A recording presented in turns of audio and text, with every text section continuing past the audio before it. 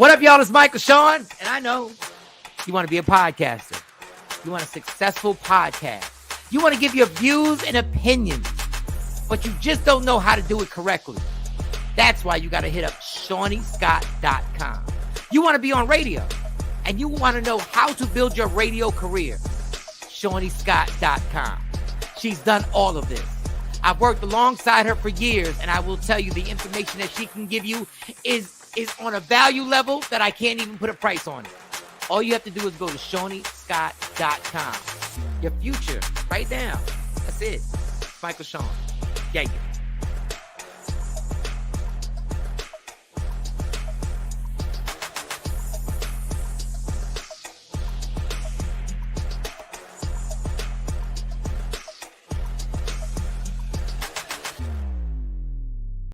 Michael Shawn and the Takeover Legends, where the truth hurts, but also makes you laugh. Baby, tap in. Tap in. Don't never stop if you want to be on top. Yeah. Low waist, fat, baby, tap in. Oh, I'm going to tap in for sure. Tap in. Diamonds on my. Good morning, ladies and gentlemen, everybody on Facebook watching, on Twitch watching, on Roku watching, on YouTube watching, everybody on my IG watching. I'm trying to get the team on there, trying to reach out and let everybody in the club. We got Jay Black, we got Sexy Mo, we got Shawnee Scott, we got the whole mother effing crew in the building today. Jay Black, how was your Nizite? How'd it go? Night was good. Mike, Monday night. Yesterday was Monday night. Monday, the first day of the week, you get back into the groove. I think I'm trying to catch something. I think a bug or something is trying to catch me, and I keep running away from it. But other than that, take your vitamin. My mama always talking about the vitamins. Take your vitamin D, no pause. Take your B12. Not the vitamin D. Yeah. Take the B12. Take the vitamin. Vitamin D is important. Hey, listen, I got it right here. Vitamin D. Yeah. Take you one of these. One of these. Yep. But gotta take care of yourself. You want to fight the bug. You ain't do nothing except try and fight the bug. I mean, what you were doing. Work. But other than that, yeah, I'm good. But something ain't right. You know, you just feel something ain't right. You just don't know what it is. But you take some tussin and some bread. You be all right. But other than that, I'm good. I'm Gucci. Yep. By emergency is the Advil sinus and cold medicine, but you got to get it behind the farm. You got to go to the pharmacist, and you got to sign for it. Works every time. I think it's just allergy season. I start popping it. It is allergy season. My eyes are running too. The nose and the head, the sinus. Well, you got to take something. But you ain't gonna take shit, so you deserve whatever you get. I don't even know why you're giving him all of these remedies, because he's not gonna do anything. He's gonna sit there like it's 1982.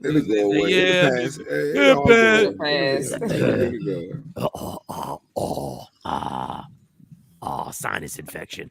It'll pass. It's all good. Yep. Digging all in your ear, thinking it's gonna pop it.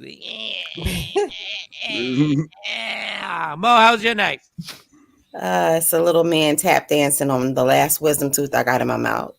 It's on your last nerve. It's impacted. It's impacted. I don't know how she has an impacted wisdom tooth, but it's the solo artist. It's all by itself. It is. It's giving what it's giving to my mouth right now. The dentist doesn't understand why. The dentist looked at my wisdom teeth. He said, "That doesn't hurt." And I said, "No, it doesn't hurt." Well, it hasn't been bothering me. And then all of a sudden I woke up and it was like, let's play. And it's been like this all weekend. I'm gonna have to go to the dentist. Because my back wisdom teeth are so tight that the other one moved, like the way it's shaped. And the dentist was like, "You're not in any pain?" I said, "No. It hurt one time years ago. And it never hurt again." I don't know, but I know a toothache. When your teeth hurt, that's a different type of pain. It is. You don't even know how to deal with that pain. That's the one time I would prescribe 2 shots of vodka. I would prescribe that for you. Well, I've already put some white Hennessy on it in the back. Oh, good. And just let it sit in the pocket. But you got to drink some of it. I've already swallowed a couple. Pause. You swallow? Pause. That's a good woman. That's a good woman that swallows. Yeah. Waste not. Waste not. Hey, protein. Yeah. Don't waste my nutrients. Okay. Mm-mm. Shawty's guy, how was your night? What you doing? A It photo was shoot or something this morning? You woke up to do a photo shoot? You got the hair, you got the okay. All right. No, I See? just work Yeah, as usual. company. So I got another almost got another contract underway on the tech Yeah. side. On the yes. tech side with Dollar General. They're getting ready to change some things, and y'all ain't gonna be able to go in there and steal like y'all. So no more. Who be stealing out of Dollar General? Everybody. Look, What? I be seeing them when I was in there. The one that was around the corner from me, I'm like, you really? Because you know what they do? The problem with Dollar General, they only have one person working the register. They so cheap. So if you ever go to Dollar General, they so damn cheap. The line is always crazy because there's one register open, which kills You're me. 'Cause right. why is your system so slow and everything's a fucking dollar? Like really? Like what are we putting in there? oh, well, they But got a solution now. I saw So, one person, you know, long mirrors, the full body size mirrors that you see the whole body in. don't I say saw a they dude saw just that. walk right out with it. I I said, wow, got ain't that personal about it? beef with a little bit with them, but because they're a client, I'm not gonna bring it up. I'm gonna let it go, Shiny. I'm gonna let it go. Hey, Yeah, if don't. they, I mean, well, Yeah, it don't don't mess affect. up the That's money. on the. This on the broadcast side. This is that's on the tech side. So it's a whole different look. Well, And then today we have somebody I'm trying to get you on the cover of this magazine, but they're gonna come by and we're gonna sit down and have a conversation. A nice here.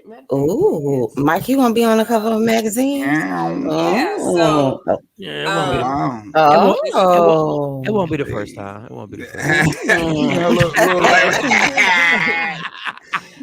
this weekend, Bink and I It's went out like- and met the lady that owns that publishes that, and so she's interested in doing more with Oh, that's media dope. room.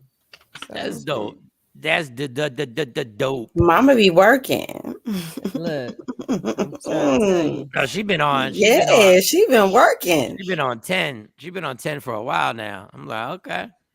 All We right. got to stay Good on morning, 10. We Mike. got to get to Good 12. We start getting checks for this. I'm like, I'm good. Queen Shani Barn. gonna be cracking the whip. Hey, Yeah. do what you gotta do, girl. Shiny cracking whip, Mo swallowed. I don't know what's going on this morning. You know what? Mo asked me if Mo Swallow talking about you want to hit that. What the hell are you talking about? Don't play with me. What up, Stacy? Leave me Stacy alone. Mitchell. I'll fix that Good impacted morning, too. Stacy.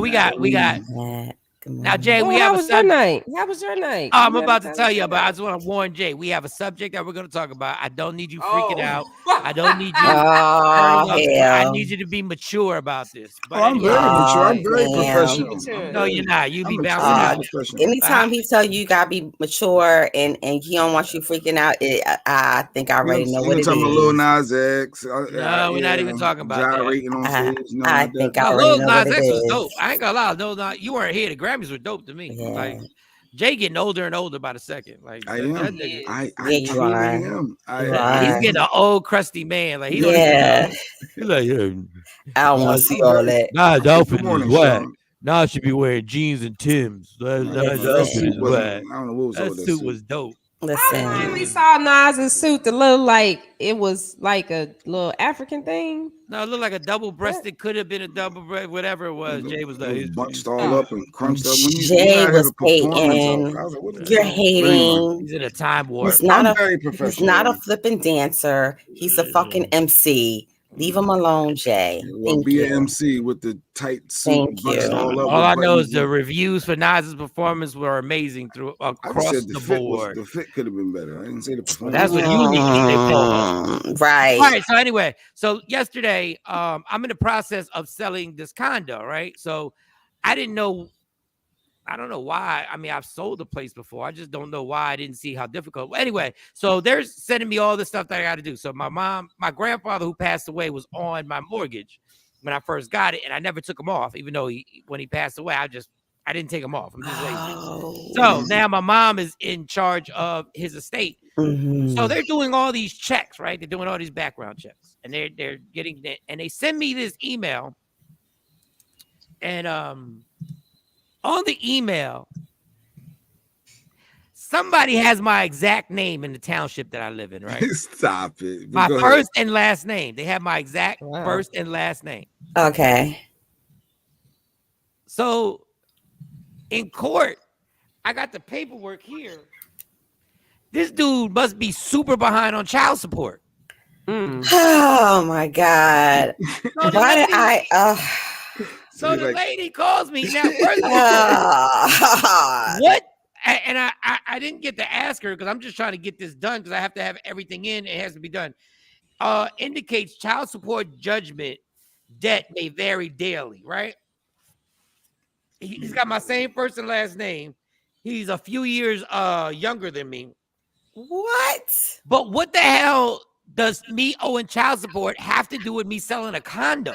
Oh, because That's if you true. have a lien, on any of your property, Okay. Child if you, support or, can I be a mean, if lien you have on a your no, property. if you have a lien, they can actually garnish any of your assets. So if you're selling a house, Right. profit from that house Right. would be considered an asset, and they Okay. could actually come after that. Okay. So it gets Oh weirder. my God. He tells me there's also in the email there are 2 liens against my there are no liens against, not the child support. This is different. Okay. So my association fee from 2011, which I paid off because if I didn't pay it off, my association fee from 2011 would literally be like $20,000 right now.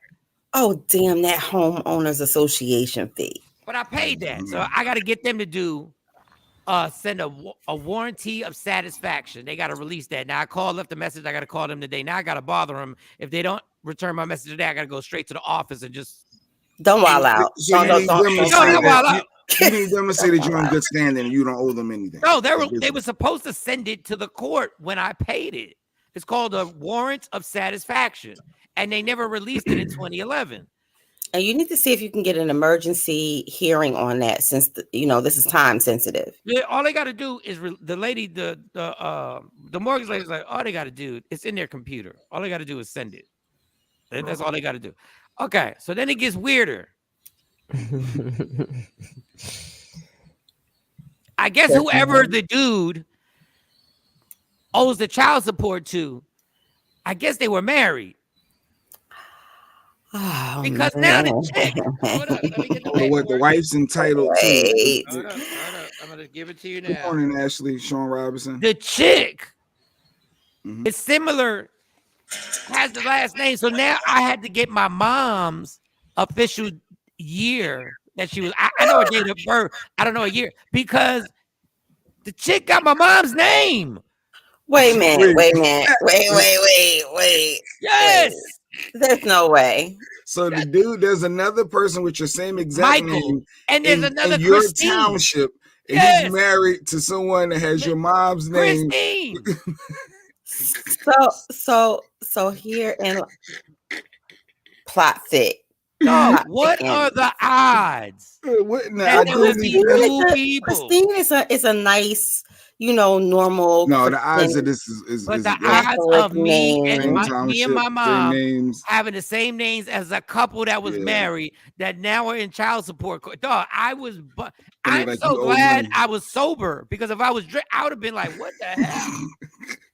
I'm like, they're trying to get me. Yeah, that's weird. Yeah, that does sound like there's some type of conspiracy theory going on. It was the most oddball thing I've ever. But I'm almost done. All I got to get is 2 things done, and then I can get this all out the way. By April 15th. You owe child support. You can't sell your home. That is you can. You can sell it, but guess what?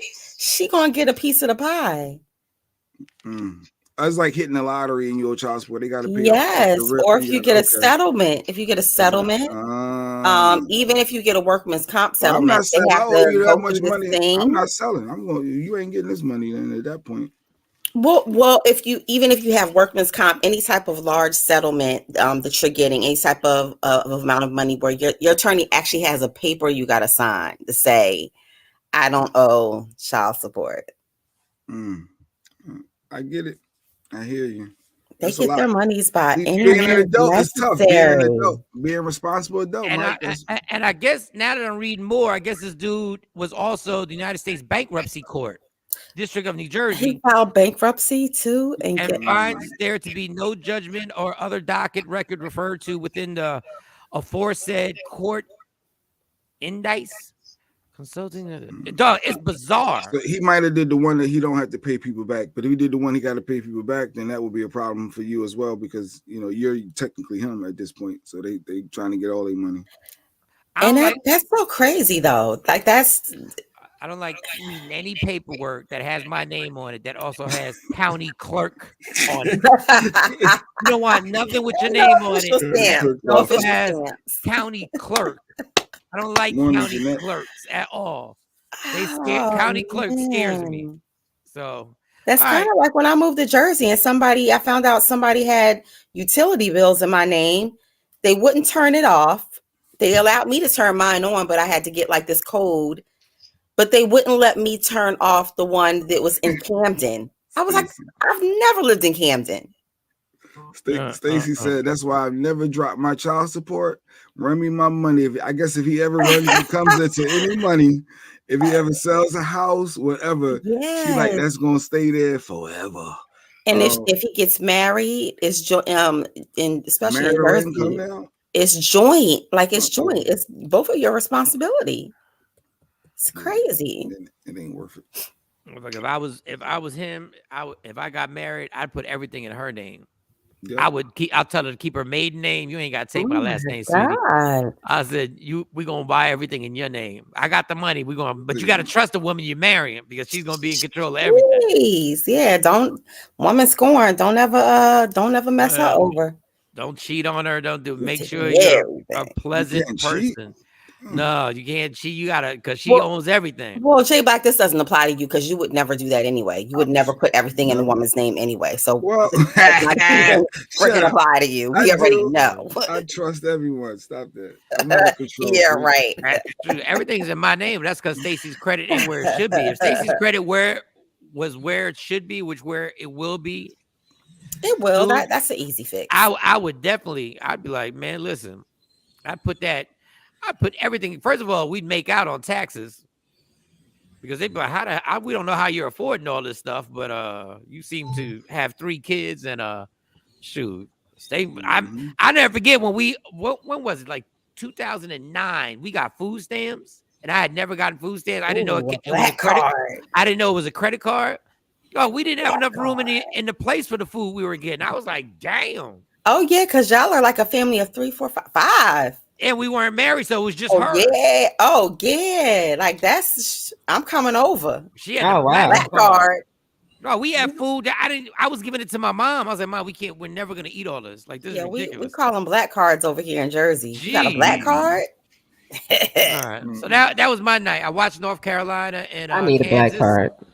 I watched Kansas win a national championship. Shout out to Kansas. Glad I didn't bet. I missed it. It sounded like they said it was a good game. They came back largest deficit, and Kansas came back. They were down by 15 at halftime, and Kenny Smith put that foot in his mouth. AT&T, the network TNT. If you're going to do the goddamn national championship, after the championship, you got to go back to your studio people so they can tell you what they thought about it. These dudes, literally, TNT, you're so whack that the game is over. 5, 4, 3, 2, 1, and y'all go to another show. It's programming. It's poor programming. Oh, so after the hype is over, you got to talk about it for a little bit. There's no like little recap. They kept it moving. Yeah, they kept it moving. The Final Four game, it was Impractical Jokes. This TV show called Impractical Jokes. Right after the game. Because technically they're not like really a sports. Then don't buy it. Don't spend all that stupid money. So you're supposed to go back because I wanted to see Kenny Smith had to put his foot in his mouth. Because Kenny Smith at halftime basically said the only way they can win is if North Carolina turns the ball over a lot. That's and why they did turn the ball over. But don't talk shit until the buzzer. And I wanted to hear Charles Barkley go at him because Charles Barkley kept saying it's not over. But y'all go to your fucking regularly scheduled programming. Like, who does that? Like, why do y'all spend hundreds of millions of dollars to broadcast something? And then y'all act like a novice network. Y'all been around since the 80s. You go from a basketball game to the Golden Girls rerun. Yeah. And they never do that for the NBA. For the NBA, they come back after the game. They go back to the studio and they talk about the game. You show them in the locker room. You show them That's one of the more exciting things. Yeah, maybe they didn't pay for all that time. They probably didn't pay for it. Mm-hmm. No, they did pay for it. They just wanted to go to their regularly scheduled programming. Practical jokes. Impractical jokes. What the fuck is this? I like that show. No, I actually like the show too, but I don't like it at that moment. I'm like, what the fuck? I'm trying to, What did this show win some Golden Globe Awards or Emmys I didn't know about? Like, I'm sure y'all could pause for a second. I'm sure like they're not starving to watch. And whoever's watching your network at that time is watching the NCAA. They don't give a damn about impractical. It's programming. Somebody hit a button and probably watched another network while that was running. Yeah. I need to know what's in your vape. Oh, it's not weed. It's just, first of all, I'm on paperwork and I gotta see my probation officer next week. So it ain't no weed in this. The CBD one, I thought that doesn't have the TCH. I thought that was good. No, I don't play with that. No, I ain't taking no chances on behalf of some company that ain't paying me to smoke it. That'd be my luck. So, okay. So yesterday I saw some stuff. I was just in the mood to get I'm irritated with people. Like, people are busybodies. Mm-hmm. People got to, you know what the worst thing about social media is? Everybody's opinion gets to be heard. I hate that shit. Some of y'all don't deserve to have opinions. They're like assholes. Everybody has one. Some of y'all opinions be stupid. This be stupid. Like everybody talking about, you know, and we're not going to get on Will Smith and all that. Everybody was talking about Will Smith was protecting his wife and protecting his family. Well, guess what Will did? Will made it fucking worse. Now everybody's disrespecting the goddamn family. Everybody calling Jada a bitch, like openly. You can't go around the country smacking everybody. Like, now people outside of Tony Rock. I saw Tony Rock little skit. I don't know if y'all played yesterday. Where he said, "Because you're a bitch side eye." No, Lavelle Crawford went in on him too. They got comedians all over Instagram doing but they can't disrespect Jada like that. Like, that's still a black woman. They still the most unprotected. Her. You know what they said? Fuck her, because we'll open a can of worms now. Thank you, Jay Black. But that's the I ain't gonna even. We're not gonna get started. Go ahead and finish. But you just made it worse. That's why you just made it worse for everybody. So what did you see? Like, what was? Dog, everybody got jokes. Everybody just scroll up and down. I was like, damn, that's foul. It has to pass at some point, though. I'm about sick of it, to be honest with you. I said that yesterday. I was like, I'm like, people get slapped every day, B. Like, let's move on, please, and thank you. No, nobody. But what kills me is like if it were their wife, if they were in that situation, then it'd be different. Like, people don't. Is Chris Rock married? What about his wife? No, he's divorced. He's divorced. Okay. I mean, we shit on Kim Kardashian every day, y'all. So stop. I know you're not comparing Kim Kardashian to the Black Queen that she's actually more successful. She's actually more successful. What does success have to do with everything? How about that? Your importance in this world is based on your success. So let's not. I mean, I don't judge people on their success. I judge people on who they are as human beings. I'm just going by the laws of the land. I ain't make this messed up system up. I ain't make this messed up system. Don't shoot the messenger. I'm just telling you the reason why we drive specific cars is so that we look more successful to other people. I hate it here. Don't say you hate it. You could be in the Ukraine where they're telling black people. You know, they tell the black people who are going to help Ukraine.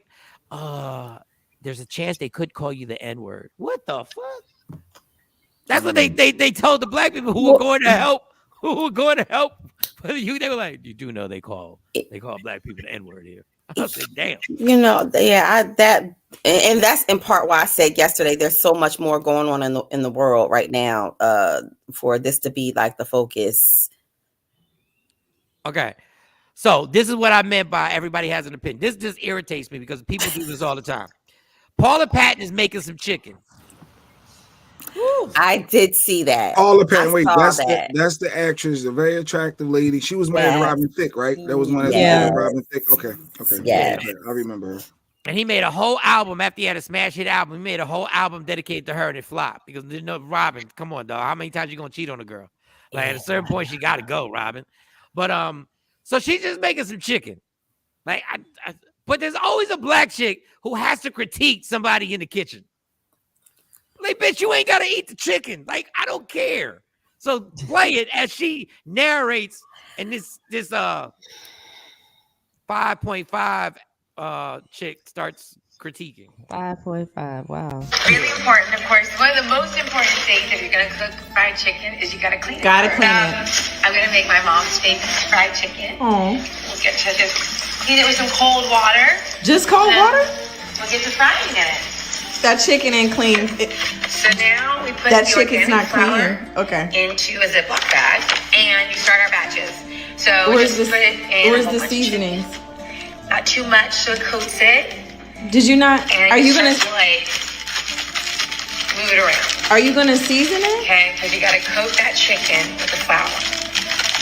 And that is step. You got dirty flour and We're gonna put unseasoned these in chicken. here. Yeah, ooh, that's how you know it. Where are your That's how you know seasonings, it's Paula? organic. This is your Okay. mom's recipe? Place these in, and then Let's hold tight. begin the seasoning. So now this What? is the process.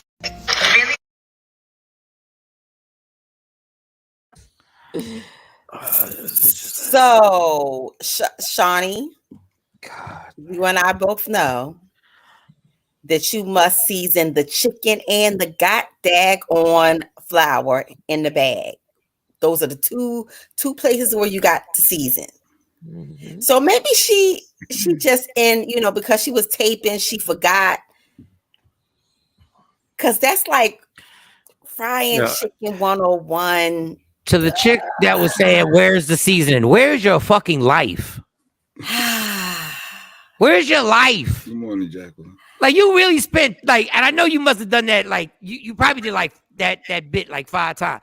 Why do you care what her chicken is?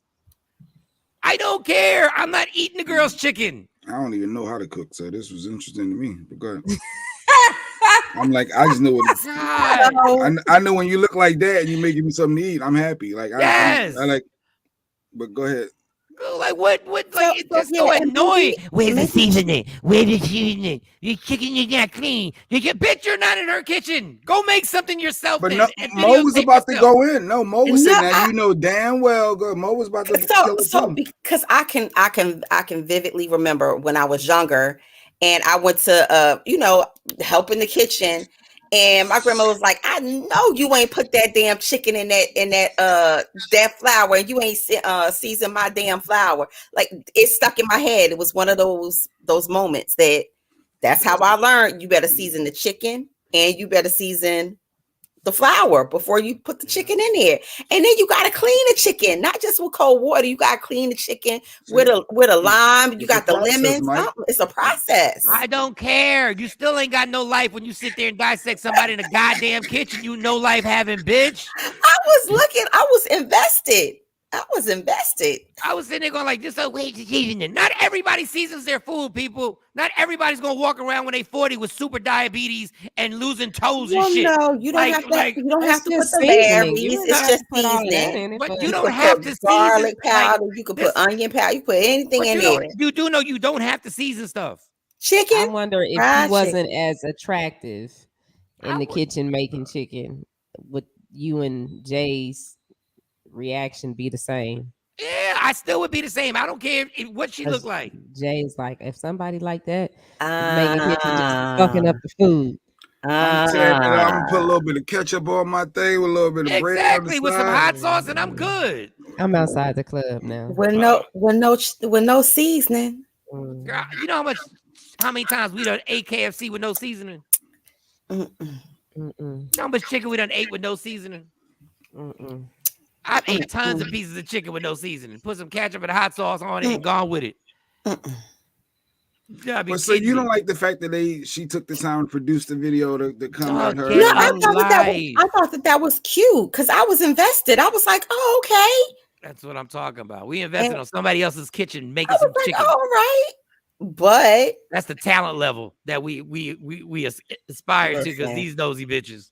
It's just I don't make my chicken like that. I don't make my chicken. That I get it. House. That works for her house. Then that's what works for her. If she don't season her flour and her chicken, and she only runs some cold water across of it, that's good for her. I just know not to eat there. Yeah, she like you got to clean the chicken. What a crazy work mom 2.0. And you don't even know how they edited the video. You can't sit up there and bore people cleaning a chicken.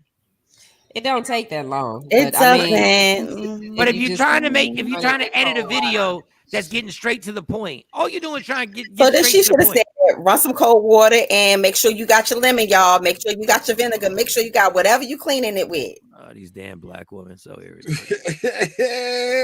Yeah, and see that goes back to Jada. It's always black women. We always the problem. Black women are always the problem. But y'all be fucking up our chicken, though, don't you? I'm not really that into chicken. Black women are God. Yeah, they are. They are. All we hear is complaints. I complain about women in general, so I've got tons of complaints about every woman of every race. Well, let me hear a complaint about a white woman right now. What's your complaint about? We complain about white women all the time. They're called Karens. We've been complaining about white women for damn near 3 years now. I never hear Jay Black care about light-skinned women. Go ahead. What? Now, how do you get the light skin? Here we go. Keep going where y'all going. Y'all talking about seasoning. She was making a chicken for her child's school. That's what made it worse.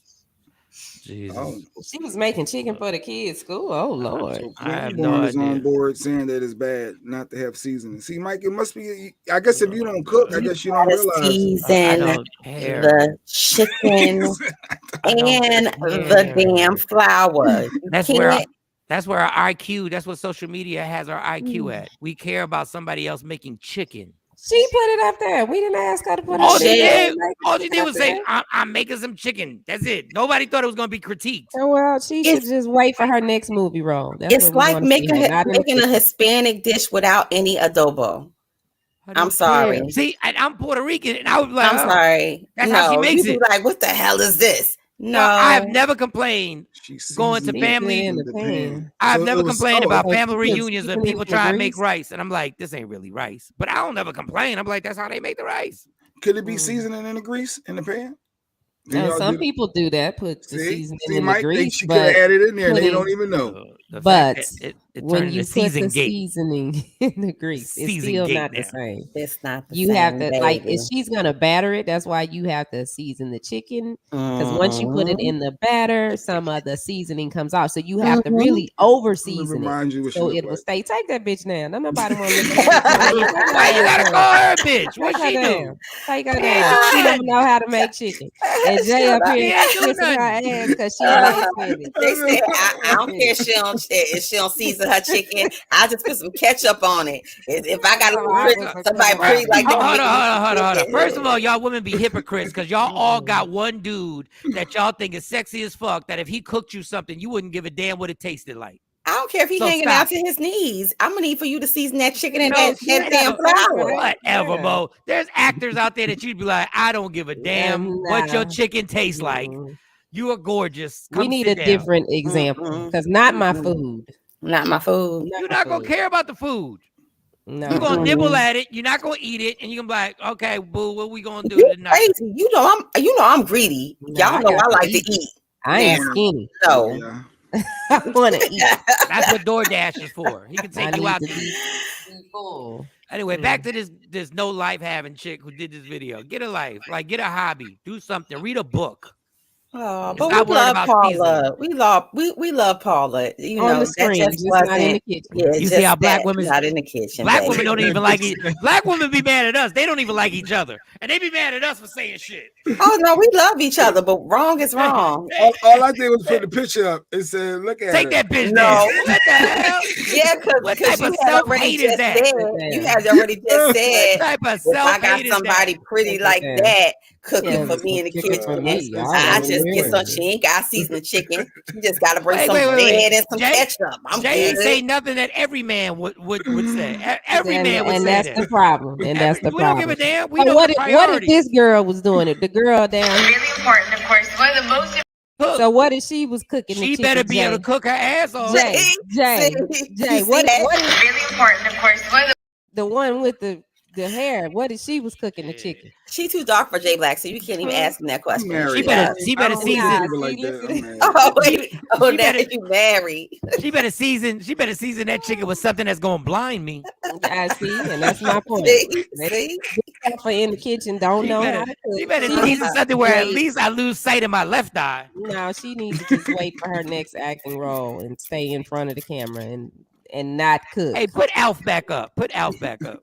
Did you call her Alf? Put Alf back up on that screen. Let me see Alf critiquing the food. Let me see. I don't know who Alf is. I'm not gonna disrespect that black woman like that. She is not. You just gonna call the black woman a bitch. That's all you gonna do. Take that bitch down. Take that whore ass bitch down. He mixed. What? She ain't you got any black in you? Hold on, let's keep it historical. You got any black in you? You black. She ain't black like me. She not black like you because of what? Cause she ain't. Cause my daddy black and my mom. That's some racist shit right there, boy. That's what light-skinned girls been going through their whole life. Y'all hate. Yes, Tim. He said, it's some light-skinned girls that have a black daddy and a black mama. Y'all hate motherfuckers. Yeah, you ain't nothing for calling that black woman Alf.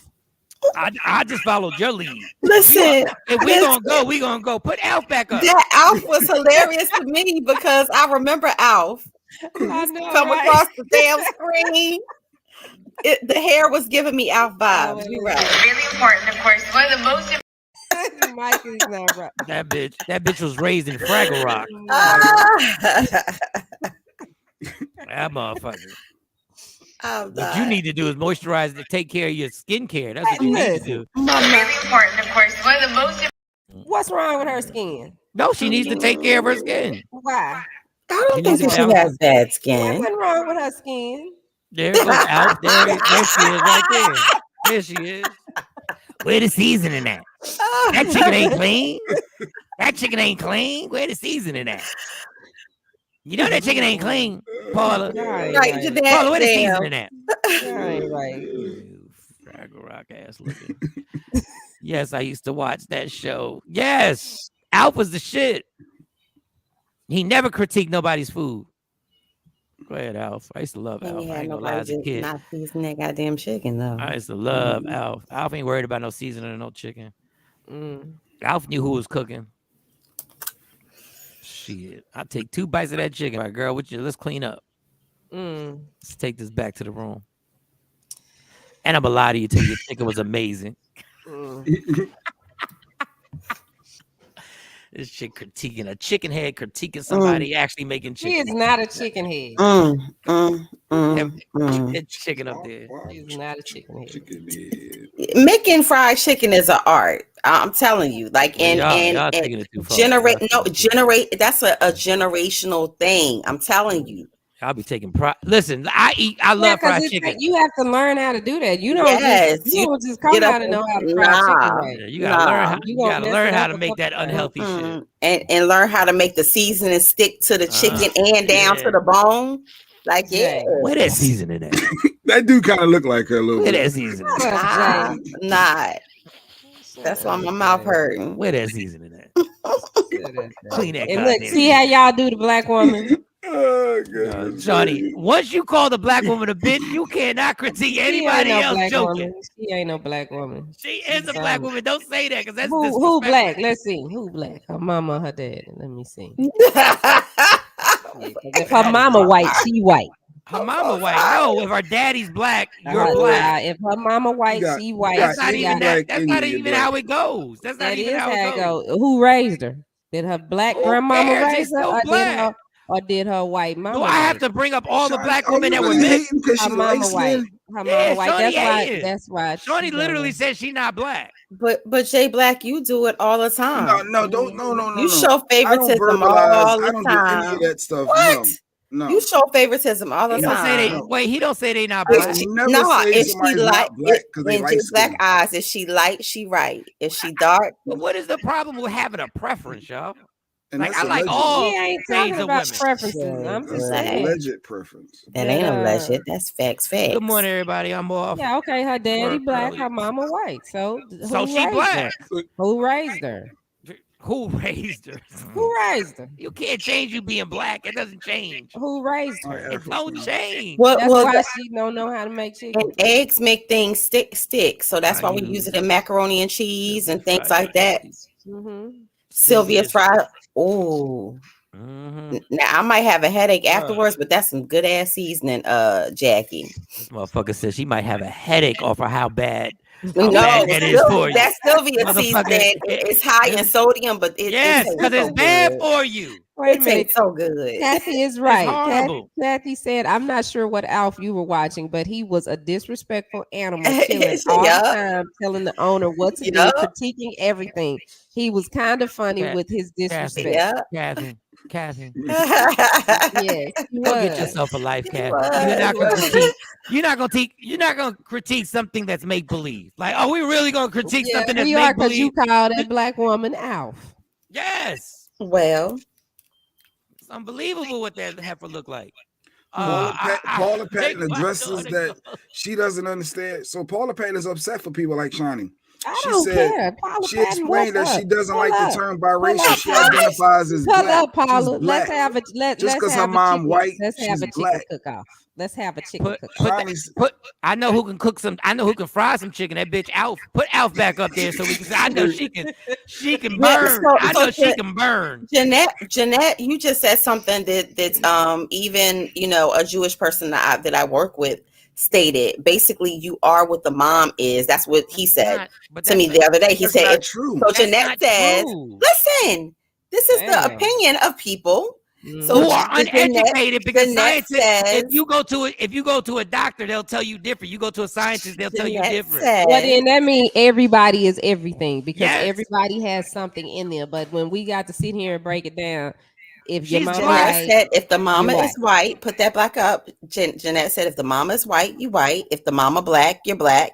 If the mama Italian, you're Italian. Not true.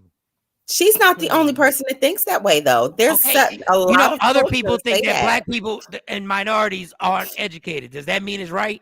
I mean, that's We're fine. talking about genetics. We're not talking about You're not talking about genetics. Genetics You're talking and how they feel about genetics. That's what they said in football. Genetically, that was a lie forever. Genetically, that's a stereotype. No, they were talking because that now you're talking about a stereotype. But what I'm saying, you're talking about a characteristic, like something that you can do, like a talent that you can do. How can you be a doctor and doctors tell you the opposite?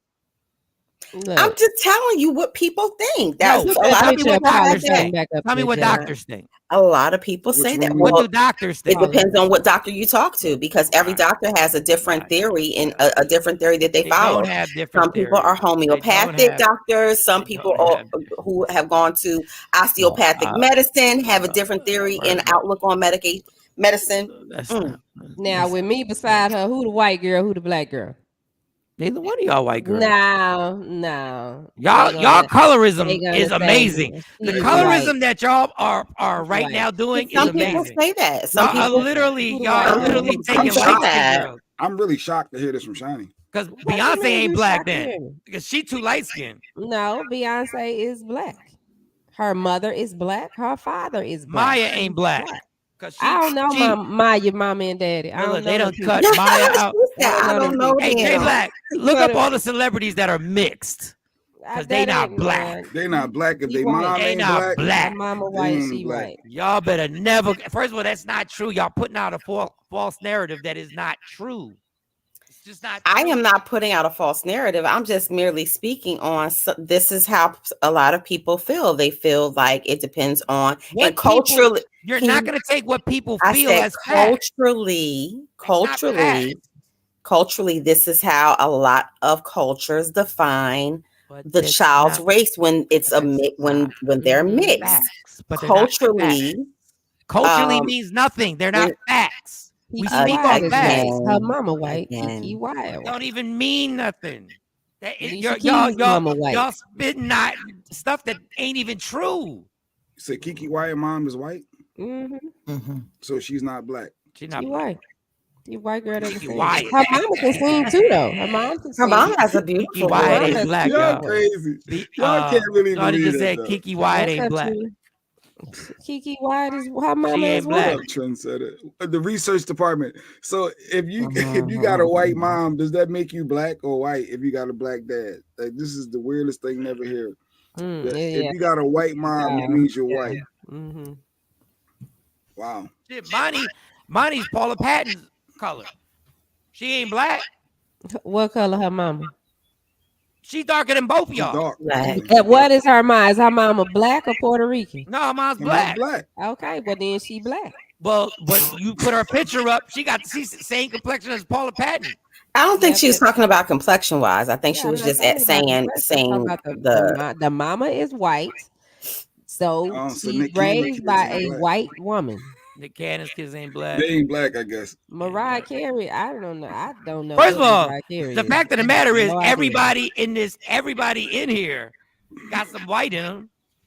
Everybody. I know what my background is, but I don't think really want to break it down. My grandfather is Hispanic and black. I mean, if you want to do that, my grandmother is white and black. We really want to break it down, but I'm black. Tam, go back. Oh yeah, so Obama's white. Let's go back to what Tam was saying, which was what I was saying about culture. Culturally, a lot of cultures identify with the mother. So she says, my cousins say that their mom is from Thailand, dad black. They state, I am not black, but I am Asian. And I'm telling you, culturally, that is how. She's not talking about herself. She's saying her cousin, how they identify with the mom's culture and assume that they are Asian and don't assume to be. Mama white, so he white. Is Obama black? White. Shiny, you know what? I'm it's sick of y'all Shiny. this morning. I'm about to go. Bye. Yeah, whatever. She got a price. Y'all made Shawnee mad. Is Obama black? The Obama one got her. It's like Obama black. Y'all done made Shawnee mad. Is Obama black, Mo? Who you asking me? Obama's black. Thank you. Spitting this negative, this ignorant. Because I understand about identity. So we're talking about identity. We're not even talking about science. We're talking about what people identify as. And No, we're not. No, we're not. We're not, because we're not going to start that. We're not going to start this whole I identify with something. So that means we live right now. We live in a society where who you identify as and who you identify with culturally is what matters to them. Yes. No, it doesn't. When Herschel Walker identifies with being white, but both his parents are black, when them cops pull you over, they don't give a fuck what you identify with. Of course not. We didn't say that everybody respects it. And when you go into that bank, we didn't say everybody respects when you go into that bank to get a loan, they don't care what you identify with. So Jeanette says, my daughter's father is Italian. Mm-hmm. She looks Italian, but I let her know that she's black. So again, that's we're talking about identity. And so Jeanette is saying basically, look, I want my daughter to identify with who her mama is. And when you need a transplant, they don't care what you identify with. They don't care what you identify with. A Shawnee picture, we're going to have Paula up. I wish I could put her in the square. Shawnee's not going to come back. Stop, J Black. Put Paula picture there for Shawnee. Stop poking the bear, J Black. No, I can't believe she went that route. Y'all be killing me. Like, black women be like, oh, we always the problem. Is that a lack of self-esteem? Wait, we'll say that again? Uh-oh, Shawnee calling. Hello? Hey, the rest of the video. Oh, okay. You in trouble. All right. I thought you was calling and say you was jealous. Okay, all right, bye. All right. She's gonna kick your ass one day. I can tell you that now. All right, so we'll move on, and then we'll take a quick break after we talk about TD Jakes. This dude, TD Jakes, man. TD Jakes, please stick to inspiring people. Stop trying to be a comedian. Some people are raised eating fried chicken and some baked chicken. I know, girl. There's tons of black people who bake their chicken. But she did hers in eggs. You need to season the baked chicken too. Don't have to season anything. You can literally fry chicken and not season it. Then it tastes like, oh, never mind. Let me not say that. It's the morning time. It tastes bland, like nothing, like crap. We still putting hot sauce on the shit. We'll season it and still put hot sauce and ketchup on that bitch. What are we talking about? What are we talking about? My son had allergic reaction because my sister made chicken, and now my wife just figured out why. What is he allergic to? He allergic to something she put in hers. So you should take him to have it's egg. He's probably allergic to eggs. So you should take him to have a panel test. I took my son to have a panel test. I just had one. You're supposed to tell people when you use eggs though when you're cooking because people got allergies. You just don't put eggs and chicken and don't let people know, right? Well, no, Jay Black, because when you go to a restaurant, you don't ask. They'll just let you know. They'll let you know on the menu that there are some foods that may have been cross-contaminated with raw egg product. And if you're allergic, then you need to tell your server. And 9 times out of 10, you won't even read that on the menu. Crazy Work Mom 2.0 said, my daughter identifies herself as black. So that means you must be white. But if your daughter had been in that church shooting when the guy came in, I bet you she would have clarified that shit. Hey. Yo, excuse me. I'm with you. I know what this looks like. I don't know. Hold tight. Hold tight real quick. Because trust me. If I could pass with something else and somebody come in there ready to kill everybody who they think I am, I'm like, hold up. Claudia Jordan's mother is white and her father is black, but she identifies herself as black. Shawn, you know that was an ignorant comment. She's wrong. They're wrong. I don't get it. I just didn't get it. Put that bitch down. She white. How about we should have Claudia Jordan come on the show? We should have Shawnee. Let's have that conversation, Shawnee. You ain't black. No, tell Claudia what you said. No, go ahead, tell her. Let her know she ain't black. You know, Shawnee is firm in any of her convictions. It doesn't matter who you bring on the show. So let's not do that. But an ignorant comment is an ignorant comment. Y'all call me out on my ignorant comment. Yes, we do. Y'all not gonna Will Smith the game. See, I tell people when what they said was ignorant is ignorant. What Will Smith did was ignorant. I don't care about all the other shit. She's not gonna change her viewpoint. So she might if she feels somebody and they explain it to her. That's the whole point of being a mature adult. Sometimes your point can change. Yeah, being a mature adult means that I respect your opinion and you respect my opinion and we keep it moving. Well, then don't get mad at white people when they don't change their opinion, even though what we proved to them that they were wrong. And they go like, nope, never mind. Ain't gonna be no change in here. All right, you got the TD Jakes being a comedian with Denzel Washington. It was so fucking irritating. This is what I'm saying. Yesterday I was just irritated. I put my phone down. I said I just put my phone down. Oh, you gotta go to the dentist. I am. I'm calling as soon as the show is over. This is got impacted wisdom solo artist tooth. So Denzel Washington was on with Pastor TD Jakes. Okay. And TD Jakes turned into TMZ. He wanted to know about the smack. Like he wanted to know about the smack. He was like, you know, he had a little. None of it was funny, but he was trying his best to be funny. And TD Jake's amazing when he's inspiring you, but you know, dog. Sometimes you gotta stay in your lane, and I mean stay in your lane. Right in your goddamn lane. And Denzel didn't laugh at it either. He was just sitting there. He was like, okay, but Denzel sounded more like a pastor than TD Jakes. All right, let's take a look. Oscars and congratulations and hats off and kudos and all of that. But I got to ask you right now, Pastor Washington, you stepped in the middle of World War III. We were looking at Ukraine and it happened on the Oscars when Will, who I love, smacked Chris, who I love. You came in as a senior statesman into that situation. Don't let me tell you about it. You tell me, what happened? What happened? What happened? To these icons, these legends got into a fight in front of the world. What happened? It wasn't a fight. It was just one person slapping the taste out of the other one's mouth. Well, there's a saying, when the devil ignores you, then you know you're doing something wrong.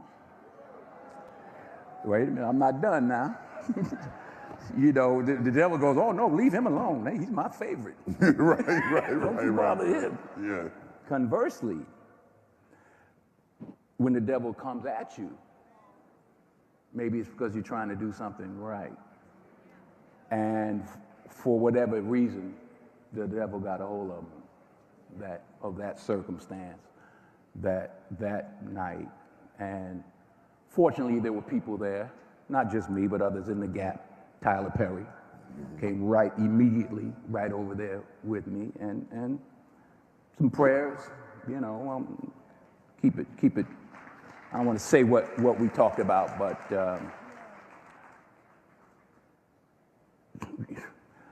there, but for the grace of God, go any of us. Yeah. You know, who are we to condemn? You know, I don't know all the ins and outs of the situation, but I know the only solution was prayer. The way I saw it, Shout to Denzel Washington. All right. Now, Mike, your camera's off. yeah, Mike. your camera's off. How'd that happen? There you go. Yeah. Yeah, shout to Denzel for being the adult in the situation, not Yes. trying to be the cornball. Because Bishop passed. What happened? What happened? He was trying to be messy boots and trying to be funny. But this was a leadership conference. This was a leadership summit. And Denzel came like he normally does and brought grace to a situation. He brought all of his wisdom and grace to a situation. And he said something that is so key. He said him and a few other brothers came in and stood in the gap. Mm-hmm. And that's what you're supposed to do. Smack the taste out of his mouth. Shut up, TDJ. Stop. You can't say I like you. You can't say I like you and I like you, but he slapped the taste out of your mouth. He sound like a messy female, and I'm sorry, I didn't like that. No, I didn't like it. How Denzel sound more? This ain't even a word. More pastorist than you, dog. Like why he got like if you ask him the question, why can't you just say, listen? We had an unfortunate incident that happened at the Oscars. Mm-hmm. Is there anything you can tell us anything that we don't know? Like, there's something that you can tell us just to let us know what it was like to be in that unfortunate situation between two icons. Mm-hmm. That's all.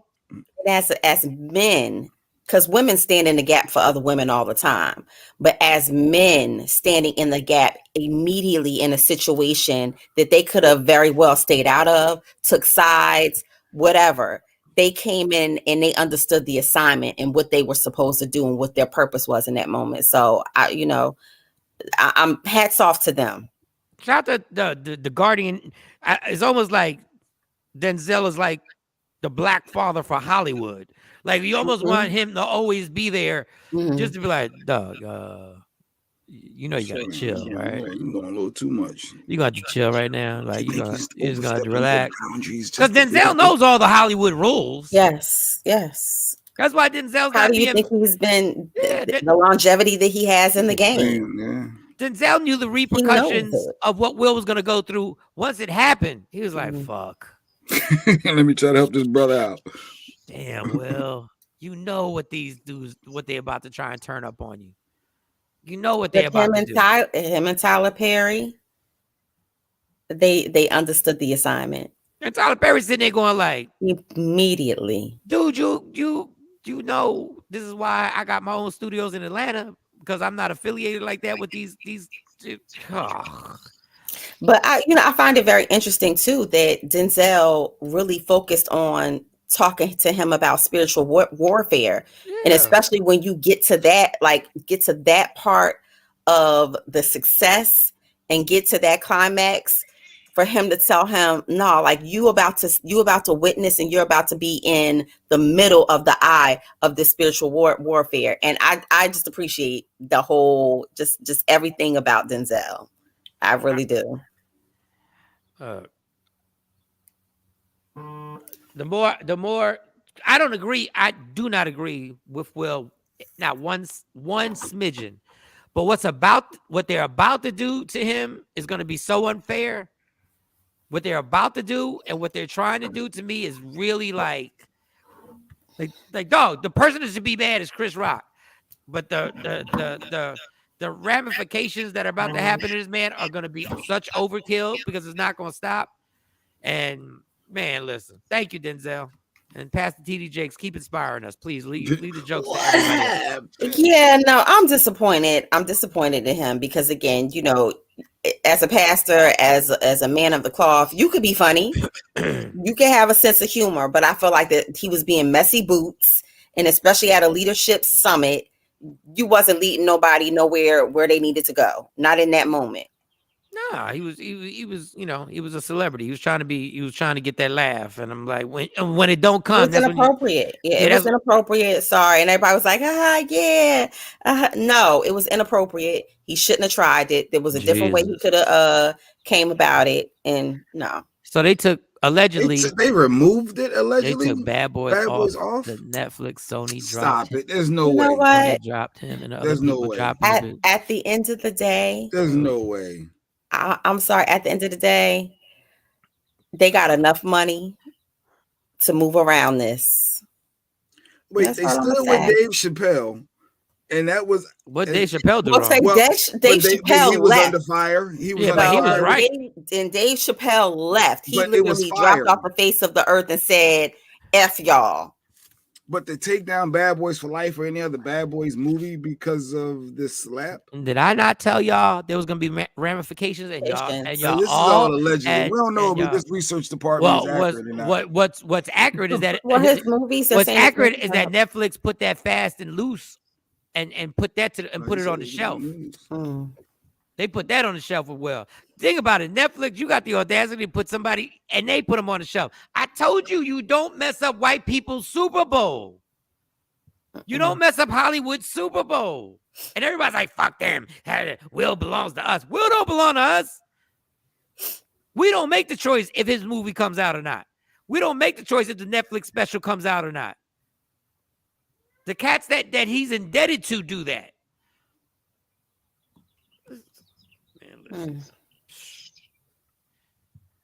Well, I hope he comes from up under this. Again, I applaud other Black men standing tall and standing in the gap for him in a situation where they could have taken sides or they could have stayed out of it. They didn't take sides. They came and they understood what they needed to do for that man in that moment.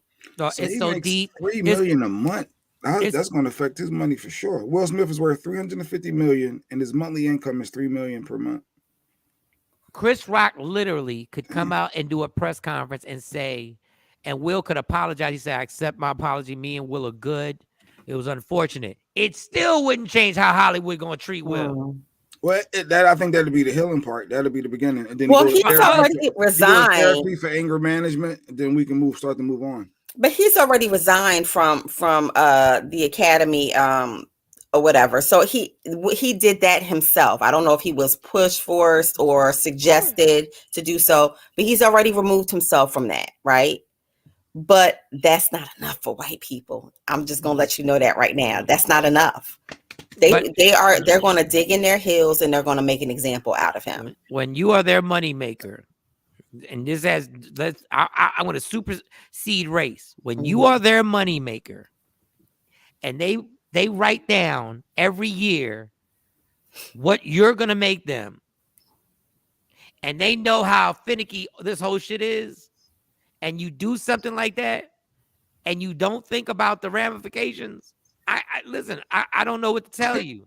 Action said Will Smith is worth over $350 million. If he doesn't make another movie, he's good. Can't feel bad for a multi-millionaire. Sorry. Evander Holyfield had $400 million and blew it. I bet you who won't take his show off, Peacock. Damn Netflix. I'm surprised. I stand with Will. Peacock ain't taking that show off, and everybody's still watching on Thursdays. Everybody's still paying their subscription just to watch that show on Thursdays. Because I know I don't watch a damn thing else on Peacock except for that.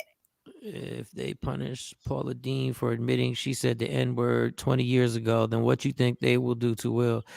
Paula lost a lot. Yeah, Paula Deen did lose a lot for saying the N-word 20 years ago. Saying the N-word and slapping, I don't know if that's on the same level. It's not, but in terms of the ramifications that are shown. Wait a second. Saying the word isn't as bad as assaulting somebody at an award show? I think using the N-word being a white woman is way worse than Will slapping somebody. Y'all live in a so I look at it as abuse is abuse, and when you're talking about the N-word, and we're not gonna go down that slippery slope right now, but when you're talking about the N-word, yes, it has different effects and ramifications depending on how it's used and who uses it. We know that. Historically, we know that.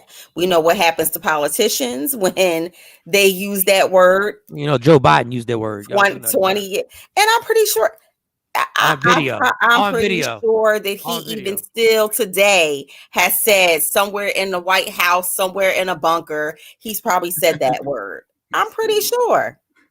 Yep, they got him on it. Lady Q, I need a I Stand With Will t-shirt. I like that. I stand with Will. Yes. I'm rocking one tomorrow. Stand with Will on what? What are you trying to support the black man and moving on? But why won't you say I stand with Chris? Chris is not getting any backlash right now. He's the one who got assaulted. The victim. He was the one. Yes. Will ain't a victim. Y'all and just because I stand with Will doesn't mean I don't stand with Chris. But Will's not a victim of anything. Will did this. I don't think that we're talking about victim. I think the key word that Jay Black just mentioned is moving past a mistake, moving on from a mistake. I should say I'm rooting for everybody black, and this doesn't mean I don't root for everybody white. So when people see that, like, what do you mean you're rooting for everybody black? Yeah, I can root. I watch TV shows. I'm rooting for everybody black. That doesn't mean I don't root for everybody white. I'm saying is, what are you standing with Will for? Everything he did was wrong. I'm at the point where you move on. I don't know. We learn from our mistakes and our actions. I'm late. We learn from our mistakes and our actions. We consequences to it. I'm sure Roseanne thought she was going to be able to learn from her mistakes, and she didn't even say the N-word. I'm sure she thought she was going to learn from her mistakes. She got blackballed. She's out. She's out. See, that's when people conveniently say, "Oh, they're doing this because he's black." Roseanne is a mega TV star, and she was out, never to be fucked with again. Like, you already knew Jay Black was for Will. Remember when he was the one who said he'll take a woman back if a woman do him wrong? Who said that? I don't remember that. Not Jay Black. Jay Black says he's out of here. He's very firm on that. With another dude, I'm done. They're done. Whoopi got blackballed. Whoopi came back. Ain't Whoopi back? Well, so there is only there's only a certain level of success that she'll ever be able to achieve over certain things that you do in Hollywood. That's just Whoopi's on the Academy. But she's on the Academy. She's one of the members. But she didn't get up on one of the biggest night on their biggest night and do something that they consider disruptive or in poor taste of what the Academy stands for. I stand with Will. I like that. I saw Charlie Mack's post. I was like, interesting. That's good. But everybody already know what Charlie Mack, which is Will's right hand. There's a lot of people that stand with Will. It's all about healing. How do we move forward? That's the key. Everybody want to harp on what happened. How do we move forward? I'm not. What I'm saying is everybody's changing their story now. Everybody's like, it's about healing. But before it was about Will being right. And big picture scenario is the big picture showed you Will made it worse by acting emotional. Being emotional, and every time I've acted emotional like that, I've had to pick up the pieces for like a month or two trying to put my shit together. There's always consequences, though. Because I lost my temper. I always said that there's always consequences to actions, but in certain situations, I think that everybody has a tipping point. And Will's still getting a check. Will's still getting checks for stuff that he's doing. He's still getting a check for that. And I'm pretty sure he's going to get checks for stuff that doesn't come out. So don't think that his money is going to stop depending on how his contract is set up. But the problem is, Will knows that it's not about the money at this point. He loves doing what he's doing. He loves creating it. You know what I'm saying? Will like, dog, Will's about to be a multiple Oscar winner. Now, people will be like, fuck the Oscars. But for Will, that's a huge deal. I don't care about the Oscars. Like, that's never been, in my wildest dreams, it's never been something that I thought about. At most, I wanted to host the Grammys. That's about it. Like, host the Grammys and be able to. That could be it for you. Like, that could be something you want. Everybody says, well, Mike, he got all this money. Mike is good. He did all this. He got all these other accolades. But for you, if hosting the Grammys was what you wanted, and it gets taken away, or if somebody says, I got a bunch of money, but nobody will book me anymore. So I can't get back on stage again. But your passion is getting on stage and telling jokes. And I done messed it up because I wilded out. But if you got all the money, why you can't book yourself? Because you know why. Because you want people. I'm not booking myself on a tour around the world. Why not? Because it's a waste of money, because once I do that, I'm just breaking even. No, because Kevin Hart does it under Heartbeat Productions. No, he said stuff like that. He said like, so you don't think people want to come out and buy the tickets? They still gonna want to come. People are still gonna come. What if I'm saying Will Smith put a movie finance, out independently, you think that people are not gonna go watch it? He's not gonna be able to. It's a machine that pushes it. It's the machine that pushes it. Mess and with if you Peacock, start, Will. and Stay that's on why Peacock. that's why movie studios are worth billions of dollars, and they still got to go to a bank for a loan because they're not putting their own money out. Kanye tried to tell people that, and everybody laughed at him. Put your own money out. That's not how it's done. Action says Robert Downey Jr. was a drug addict and woke up in someone's house and is now a loved Marvel character, Iron Man. Charlie Sheen is another one. If they can come back, so can Will. Dragon blood. Robert Downey Jr. was a mess. That happened in the 90s. Listen, I don't agree with our sensitive culture. I've told everybody how sensitive this generation is and how ridiculous it is. But in the 90s, being strung out wasn't a big deal.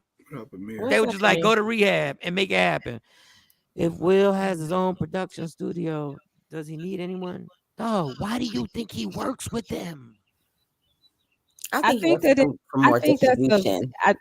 I just think we're stuck in that mentality that we need this. Okay, Johnny Scott, I need some backing. I need that because I am not at that level. Will Smith, on the other hand, if he put something out, I think there's enough people that could support it because he's Will Smith. Let me explain to y'all something. Just real quick. In order to make a movie, Will Smith would literally, to make the quality movie that he makes, he would close to have to spend all the money he's worth to make one. He'd have to, these movies cost $100 and $200 million modestly. Forget the Marvel. All the action movies. No. I'm talking about, if you look at what they spent to do King Richard, it's going to be like $100 million movie. That means in one movie, if it doesn't work, Will has just lost $100 million. $50 million. $50 million. Well, that means if he doesn't now, that doesn't include the money he's going to have to make. He's going to have to put out for mega promotions. The money that he's got to spend on every TV network to promote this movie. The budget that we're asking him to spend is taking like 25% of his money off the door. And if it doesn't, does he have to make a production that big? He don't have to make a production. That's what Will does. Will's not doing. Then Mo. But then he can scale it back. He's not doing that. But I think also the budget that like those budgets are because he actually is tied to a big conglomerate. And it looked like he got 40 million of that. So wait, was it 10 million for the rest of the movie? For everybody else? So I'm like he could do some stuff. Will could start his own. He could start his own YouTube. He got 40 million of that 50 million budget. Do, you know, he's not making $20 million off of YouTube to reimburse him for the money that he's paying for the movie. And he got investors. He wouldn't be putting that money up. Good point. Right, he could get investors. His ways. Amazing. That's not true, Mike. The investors. No, and who gonna invest in Will right now? Somebody will. I'm outside the club too. He can get all them investors and do all that for one movie, and if the movie don't work and ain't profitable, he's over. He's done. If he puts out a Wild Wild West one time, he's done. And now we're putting our own money up. So now financially, you taking a hit.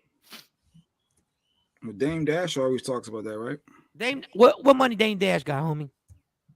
But he talks about investing his own money. Yeah. Does he have Will Smith money?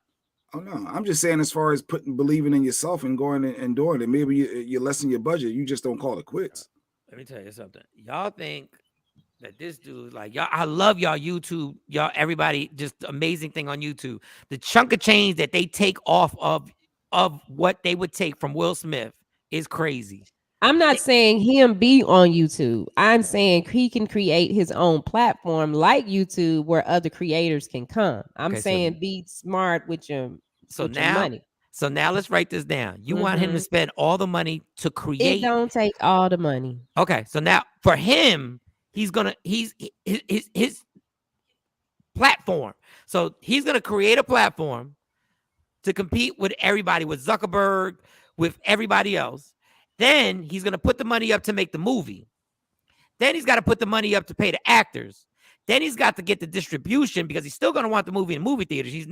Will Smith is not going to make a movie that's just going to be on YouTube. We're not going to have one of the biggest stars in the world make a movie that goes to YouTube. It's not going to happen. Well, Bruce I don't Willis know was if people doing a would bunch support of Will if he went independent. He might not work with Tyler Perry for a couple. Or he might have to work with Tyler Perry. He might have to work with Tyler Perry for a couple. And Tyler Perry, the reason why, remember, Tyler Perry still gets distributed by these companies. He still has a deal with them. But that's what I'm saying. That's my point. It's just like they're gonna get paid for this first one. I'll tell you that. Watch, everybody talks about Tyler Perry. We act like it's only one way to do things. It's like, okay, so this has happened. Sometimes you're put in position, so the pressure is applied so you can do something different. The distribution companies that are there, they had to start from somewhere. So it can happen. But we just get so closed-minded because we so used to people feeding us and we don't want to feed our damn selves. Will can do whatever he wants to do because Will is worth $350 million. That's nothing. That means but that is nothing. Something. That means something. Y'all keep saying this like that is like the Tyler Perry has made his own table. He still is affiliated with these companies. Right. Look at the end of his movie. And he should break that cycle. Because the same way he built his own studio, which people were saying, oh, we can't do that. We got to go to Paramount. We got to go here. Okay, now you got your own studio. Create your own distribution path. You laughing, but it's the truth. Shit. I mean, how long do we want people? Do you know how much? Us? You know why? Because they know how much money it takes for if one company like Paramount has the deal with the distribution to create your own distribution company is to put now hundreds of millions of dollars into something else. Now it's like everybody's like, it's so easy. I'm not saying that it's easy. I've never said that. I ain't never said that it was easy, but it's work. The same way it took hundreds of millions of dollars for Tyler Perry to get all that acreage and build that whole lot out to have these different sound stages where he can create his own movies. I mean, and it's just beautiful. what 20 years ago, that was something that was, like, oh no, we ain't gonna be able to do that. But it's done, and other people are doing it. So all I'm saying is that a distribution lane can be started. Yes, it's gonna be hard work. Yes, you're gonna run into some walls. But if you want to stop eating off these other people's plates and create your own and eat from your own table, then you got to get up off your dusty, rusty ass and put in the work and deal with comes. Don't have the money. How about if you just don't have the money? Tyler Perry didn't have the money to. No. How about right now? Tyler Perry's telling you, dog, I can't keep this company afloat. And then you like, just go make another company. He's like, I can't just make another company that number one, the traction is the AMCs of the world ain't just taking the distribution from other people. They have contracts with these companies. Yeah. So you literally you're talking a 10, 15-year process. So when people say Will can just do it himself, he can't. It took Tyler Perry 20 years to get his. You're absolutely right. And that's my point. But he started the work. And we just sit around and complain about what we ain't got, what we can't do, instead of just starting the work. 20 years is not that long. Okay, in Will Smith time, it is that long. So we Well, can't. Will But what Smith I'm decided trying to go say, up back there to the point, and slap somebody in the mouth. So now you got to do the work if you want to stay afloat like you are. That's just Will what you ain't have got to do. 20 years. Will is got trying 20 to make. years. He ain't got 20 years. He's not gonna. He got 20 years to make a path for other people. He has 20 years. We're talking Will about got what 20 years. We're not talking about making a got 20 path. years. See, we're all this when it goes off topic. But the topic is Will just doing it himself. Yeah. He can't just do it himself right now. He can't. He's trying to keep his career now. Well, what we're saying is now. When he slapped that man in the mouth, that changed. As much as I agree with Will and I stand with Will from day one, I was on Will's side. I appreciate what Will did. I do. And I wouldn't have him do it any other way. And he made it worse for where his. You are, Will, since you made this, not Jada made this, not Chris made this, since you made this. Now you got to get up off your ass. You done cried for long enough. And now you got to figure out what you're going to do to keep yourself going. That ain't nobody's responsibility but Will's. Will has enough resources to come up with something. How do you know this? How do you know this? How you know? It's amazing. How do you know this? It is amazing. How you know that he don't? How do you know he does? How do you know that he does? And I want it for everybody that. How you know he don't? For everybody, because he's groveling now. No, he's not groveling. He whining. Okay, groveling, whining, whatever one you want. I'll go with whining. Whining. He's whining. Groveling is something like he's out here begging people. He doesn't have to beg anybody. If he sit his ass down and figure out a plan and come up with something, he could do something. To he everybody, could do a whole lot more than me. To everybody, groveling. Will ain't groveling. That's how I know. I know his bank account don't look like mine. I know his bank account don't look like mine. It don't matter about. It's all perspective. It's all subjective on the situation that you're in financially. No, everybody thinks Will is like. Anyway, my point. Will can make some phone calls. It's still some people that support Will that he could call and they could do something. Will it be on Men in Black level? Will it be on Wild Wild West level? Maybe not. He might have to scale it back a lot, but he can do something. For everybody who stands with Will, I want to let y'all know when you act on emotion, you make things worse. And he ain't the only one. And we act like he's the only one that has ever done that. It is plenty as of an people example, that do that. I want everybody to look before you react on anything, on any level. If you make $10 an hour or $20 million a movie, before you react, think about what you're about to do, because they're hundreds of thousands of people in jail because they acted emotionally. I agree. Because they snapped. The snap word. Yeah. Let this be a lesson that a man worth $350 million catches ramifications. So imagine what you're going to do when you're making $9 an hour and what's going to happen to your ass when you decide to smack somebody up. You get locked up and you get sent to the DeSoto jail.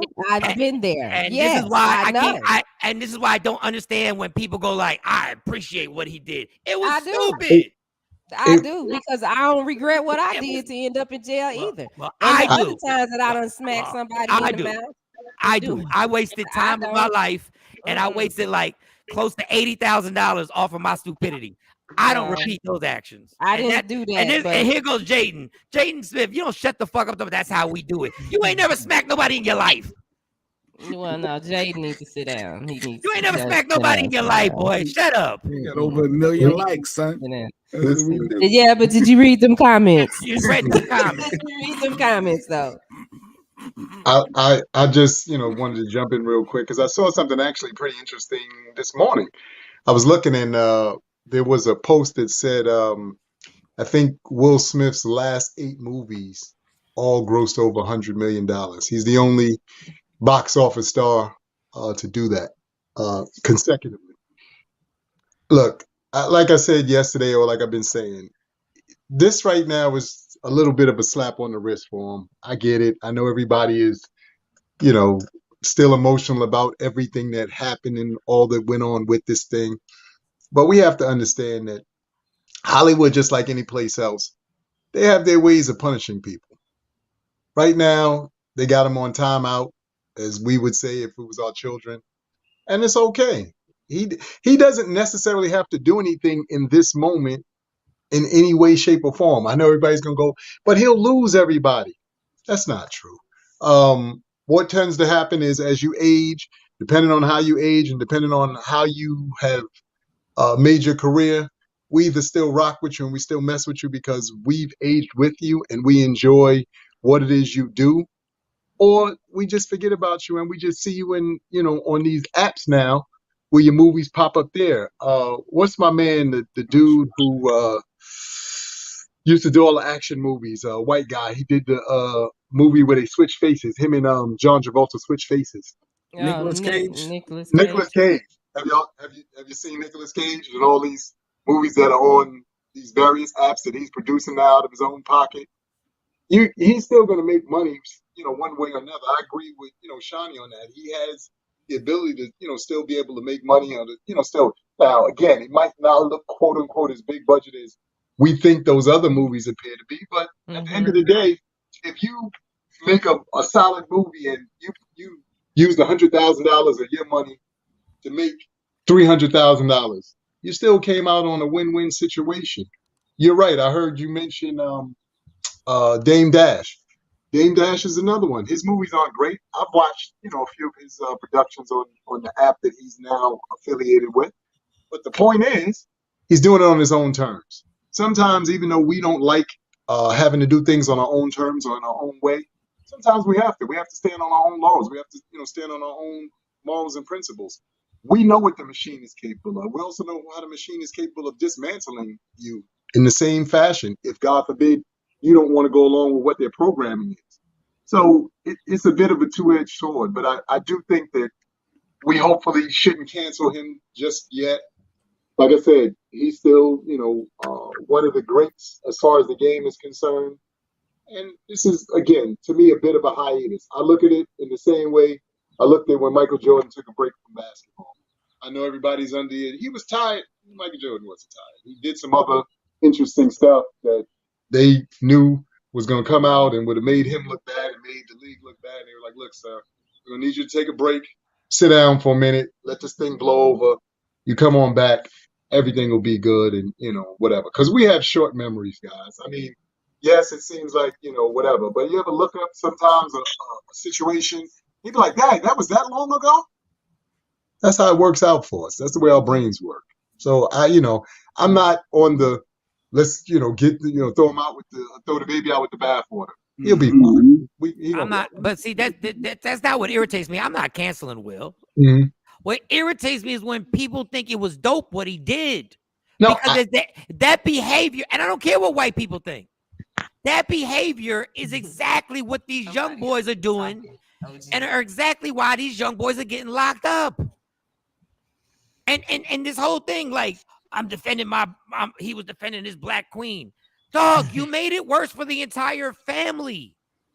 Now, like I said, now the disrespect is on a whole nother level. Yeah, but the disrespect should chill, because if they were in that shoot, that's the part that gets me. It's like, how y'all gonna be mad at this man for standing up for his wife? And if somebody disrespected your wife, somebody disrespect Marjorie, how you think Steve Harvey gonna act? Y'all go ahead. I mean, what y'all want to base on getting satisfaction on your emotions at that moment. Y'all want satisfaction. Y'all want to be able to go smack somebody, and that's just not how the world works. And the only reason Will didn't go to jail is because he's Will. Kevin Hart came back. Everybody come back. What did Kevin Hart? He came back from cheating, dog. Like, stop. Yeah, I don't think Dave Chappelle and Kevin Hart actually. Thank you. Dave Chappelle came back from telling the truth. Dave Chappelle had an opinion. He didn't go smack a transgender. He stated his argument, and Netflix stood with him because he did it the right way. When you got that heat and fire on you, and the world is talking about you, you can come back. You can bounce back. Not everybody bounces back. Not everybody bounces back. I'm not saying Will's not going to, but to say everybody bounces back is untrue. There've been plenty of people who have been blackballed. No, if it wasn't for Lee Daniels, Monique bounced back. Because why? Because Lee Daniels said, you know what? I'm going to apologize to her and bring her back. But if he didn't, she'd still be on the outside looking in. Yeah, but she still kept doing her thing. No, she did. But Monique knows what Monique knows what she wanted to do. She knows what she wants to do. And my thing is, sometimes if you step back, you can still handle the situation. You can still address the situation. You don't have to suffer by your actions. You can literally address the situation properly. That's true. That's what you can do. When his wife was being called a monkey, Obama knew, I got to handle this a certain way, because if I just spaz, because I have every right to spaz, I'm affecting everything. Mm-hmm. I'm going to put more pressure on my wife if I lose my mind. My wife is going to catch more hell. So you got to think bigger than that one moment. And I'm not telling you I thought bigger than that one moment. I've had multiple times that I didn't. And what wound up happening is I spent months trying to pick up the pieces. But it happens. That's the part that gets me, is that people are just like, oh, he shouldn't have done that. So out of these other 3 squares, because I know I done had my moment where I done slapped somebody in the mouth for coming after my mom and my kids. I know I did. But you telling me the 3 of y'all have never had that? You ain't never been pushed to that point to where in that moment, hey, it just went all the way left. And when it went all the way left, unfortunately, it happened to him on the Oscar stage. Yes, and he fucked up. He fucked up in his reaction. Just like when I look back on everything, I go like, I fucked up. I let my emotions. But in the moment, we don't care when we hype. When we hype, that's right. That moment is whatever. It's go time. I'll give you a perfect example. Jay Black spazzed out in New York and almost wound up in Rikers Island. Almost. Was that worth it, Jay? Was that worth it? I mean, thinking back in the moment, I didn't care. Okay, when you were about to go, I don't care about the moment. Once again, it's not about the moment. When you on the verge, no, it's not, because no. When you were about to go to Rikers, was it worth it? No, and that when it was time, I just need a yes or no. Was it worth it when you thought there was a chance that you might go to Rikers? Passed, and now you're sitting in your reality of the consequences. So in hindsight, was it worth it? In the reality of the consequences, was it worth it? You started thinking, well, how could I have avoided it? Jay, yes or no? When you were about to go to Rikers. Nobody wants to go to Rikers. It wasn't worth it.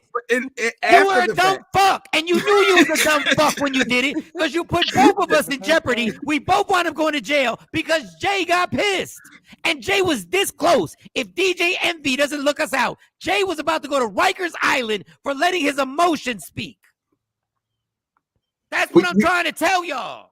Mike, you're absolutely right. In all fairness, in all situations, we hopefully should, try to take our emotions out of things. But the reality is, again, we're just going to have moments where that may or may not be the end result. Now, to your exact point, you obviously do have to pick up the pieces after that. You do have to, then figure out, what to do or how to rebuild or get that.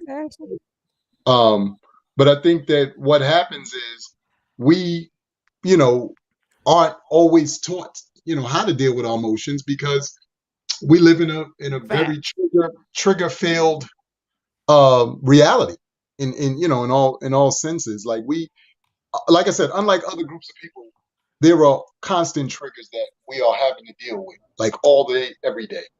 And I think because of that, we then find ourselves truly having to, figure out, like, all right, well, what's my game plan? Like you said, now after that. So it just helps us all, do a better job to, like you said, in the moment, maybe see if we can take a breath, try to, see if there's, like you said, a better way to get the results that you're looking to get. But it always doesn't, always work out that way. So I think that everybody, has valid points in how this thing is playing out.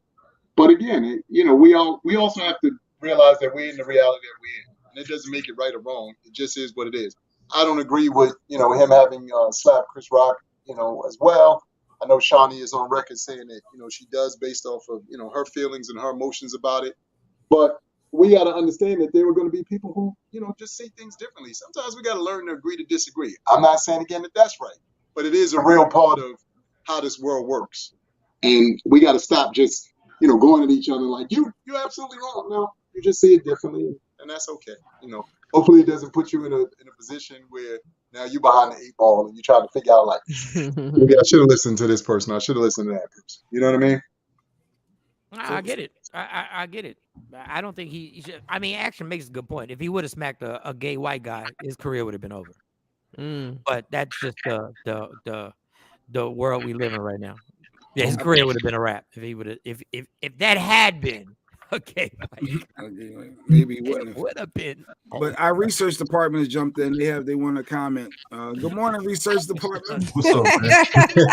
Because I think if you're a gay white guy, that doesn't change. That means you could be smacked too. Like, I don't agree with you can get smacked too. Like, if a black comedian can get smacked, you can get smacked too. But Will's career would have been dead, and that's fucked up. Like, that's a whole nother subject. Go ahead. I wanted to say this. True enough, I'm against what Will did due to the fact that he was on the national stage. You went up and slapped another black man for a late reaction that that Will didn't even catch, because Will was laughing at the joke. Then all of a sudden, he got a little look from Jada. He had to go up there and defend, if that's what we calling it. But I'm like this, at the same time, if you getting an Oscar, you got to hold yourself to the utmost level as an actor, or actress or whatever, because because all eyes are on you, and you're receiving an Oscar for your work, and you're showing, you're showing your flip side at the worst moment. You know what I mean? And so you got to hold yourself up to a certain standard, and Will did not do that, so he has to be accountable for that. So, my thing is, if you go up for slapping Chris Rock, do you really deserve that Oscar? You see what I'm saying? Based on the action that you put in front of millions and millions of people, that's like Michael Jordan receiving a ring but going to slap Scottie Pippen for something. You know what I'm saying? Do you really deserve that Oscar? Did Will Smith hold himself up to that high standard that we're expecting him to, that we've known him for him doing? You know what I mean? That standard and his body of work is two different things. I know. That's what I was going to say. I think the same thing, Shawn. I get the partition, but you gotta help. You gotta, like they said, if Will was that professional in what he did, he would have saved that for behind the stage. That's kind of that ain't no. Okay, let me ask you this, research department. So in your tenure on the planet, you've never had a moment where you had a meltdown under any circumstance. And let's take away the Oscars. Well, okay. Hold on. I've been in a situation, but I thought about it because I know my temperament. Okay. So if you can identify your own temperament, or hey, in this what's playing out in front of me, I'm gonna act out in this manner right here, and you notice where you at, who you around. Then you gotta make that a split second decision. Are you gonna act a nigga, or are you gonna keep it professional and wait till later? Because there's a time and place for everything. I absolutely agree. I think that, again, and this is something that we haven't, or I don't think that people are factoring in. Right. We come from a community, right, in general, where we react to things differently than any other group of people on the planet. Right. I get disheartened by the fact that we seemingly keep looking at ourselves through lenses that they created versus lenses that we hold ourselves to. Right. Our community is not confrontational and all of that stuff. However, we're also not about disrespect, and we're not about letting somebody slide when they say and or do something that we feel may have been offensive. Now, but that having been said, again, I'm not condoning what the man did. I'm not, saying that how that whole thing played out was dope. I just think that we got to stop allowing ourselves to look through other people's lenses as to how we resolve issues in our community. We know for a fact that in our community, certain sayings will get you smacked and or killed or whatever the case may be. And that's just sayings. And that's mano y mano, the barbershop, at the supermarket, or whatever the case may be. That's just how we handle things. Again, I'm not even saying that that's right. What I hate is how we sit here and we try to rationalize and or put these things in perspectives so that it sounds cooler to the world. As I pointed out to everybody, when you look at the world as a whole, it is not us who start wars. We've never started a war, to be honest with you. We've defended ourselves on several occasions. But if you look at the history of this country or the history of this world, it's them who start wars. So please stop saying to me, we look crazy when we hit on white crime is when you start a war, you go in and blow up somebody's country, you kill the people, so forth and so on. Or white on black crime, whatever, however you want to look at it. My point is, the violence isn't something that we started, because we come from a people of mathematics, sciences, and things like that. The violence thing started with them. If you listen to and do our history, we were here already. We were planting corn. We were doing the various things here in the United States long before they even touched ground. They got here, brought smallpox, guns, and all this crazy stuff. We weren't doing that because that's not how we move. That's not how we move and shake. I'm not trying to take this off into a totally different direction. But what I'm trying to get us to see is we have to stop allowing their narrative to be even how we view it. The Oscars are just like any other, everybody goes, but who cares if it's watched by a gazillion people? When somebody pushes that button, I don't care who you are, they push that button. As I pointed out to everybody, each and every person who's in all of these squares is probably the nicest person in the world until you push them to that limit where they like it. Yeah. All right, now. All right. It is what it is. Amir, I left y'all talking about Will Smith. How the fuck y'all get the smallpox? What happened? Because I was saying that, in theory, I was saying, Mike, because in theory, we keep saying that, how this thing unfolded and where it unfolded is and I've been saying on, that I think that we have to stop allowing ourselves to look at what happened through the lenses of how they look at us and how they see things, because they don't have a moral compass to start with. When I looked at the stuff going on with the Ukraine, and my mom pointed this out to me, and I got to really do some more research. But she said, go take a good hard look at the refugees and the people coming out of the Ukraine. They dress better than you and us. When have you ever seen somebody come out of the conflict with the nicest clothes in the world and all this beautiful stuff? When? You look at all. You understand what I'm saying? So is it really a war going on, or are they, again, playing tricks with our mind by saying that there's something going on that we seemingly are distracted by because we're over here worried about Will Smith and this and that and the third? The problem is we live in a world where there is constant trickery and constant things going on to keep you, trying to figure out what's distracted. Next. Like I said, I'm not mad about, whatever. If this particular situation with Will Smith, again, works out to be what they're saying it works out to be, then obviously the man deserves to deal with whatever ramifications he has to deal with from this. And we all agree on that. But we have to stop beating ourselves up and being so belligerent about how we think other people view what we do, Mike. Like I said, I get it. You from the Bronx like me. Like I said, we could have got killed from saying certain words at the barbershop, on the playground, whatever. Confrontation and the pop-off is the pop-off right then and there. We never took it to, now, I will say this because I've heard this. These kids now are smart enough to be able to get themselves out of stuff by saying funny stuff, because I heard somebody recently say this. Their nephew or something was about to get into a fight, and he asked the other kid, like, what's 7 times 3? And the kid got confused and was like, what are you talking about? He was like, oh, you don't even know what 7 times 3 is, and you want to fight me? So he was obviously able to talk his way out of a fight. But we didn't have that luxury. When cats told you they was going to meet you at 3 o'clock and gave you this sign, you knew it was 3 o'clock and it was on and popping. That's all it was, and you had to be prepared for that. Unfortunately, it's just a different time. And I get it. I get it. I'm, and I want to get on this Dame Dash thing. He said he doesn't listen to hip hop anymore. But the one thing I will say I get mad at us is that we're quick to pop off on each other. Yes.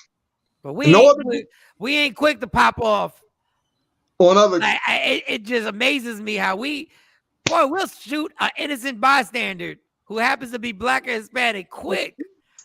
But and I'm not saying either way. And people, I'm not saying either way. I'm not promoting killing anybody at all. Right. I'm just saying we have a tendency that we seem to not value our lives as much as we value other people's lives. And it's this inherent thing. They'd be like, don't shoot up that white neighborhood.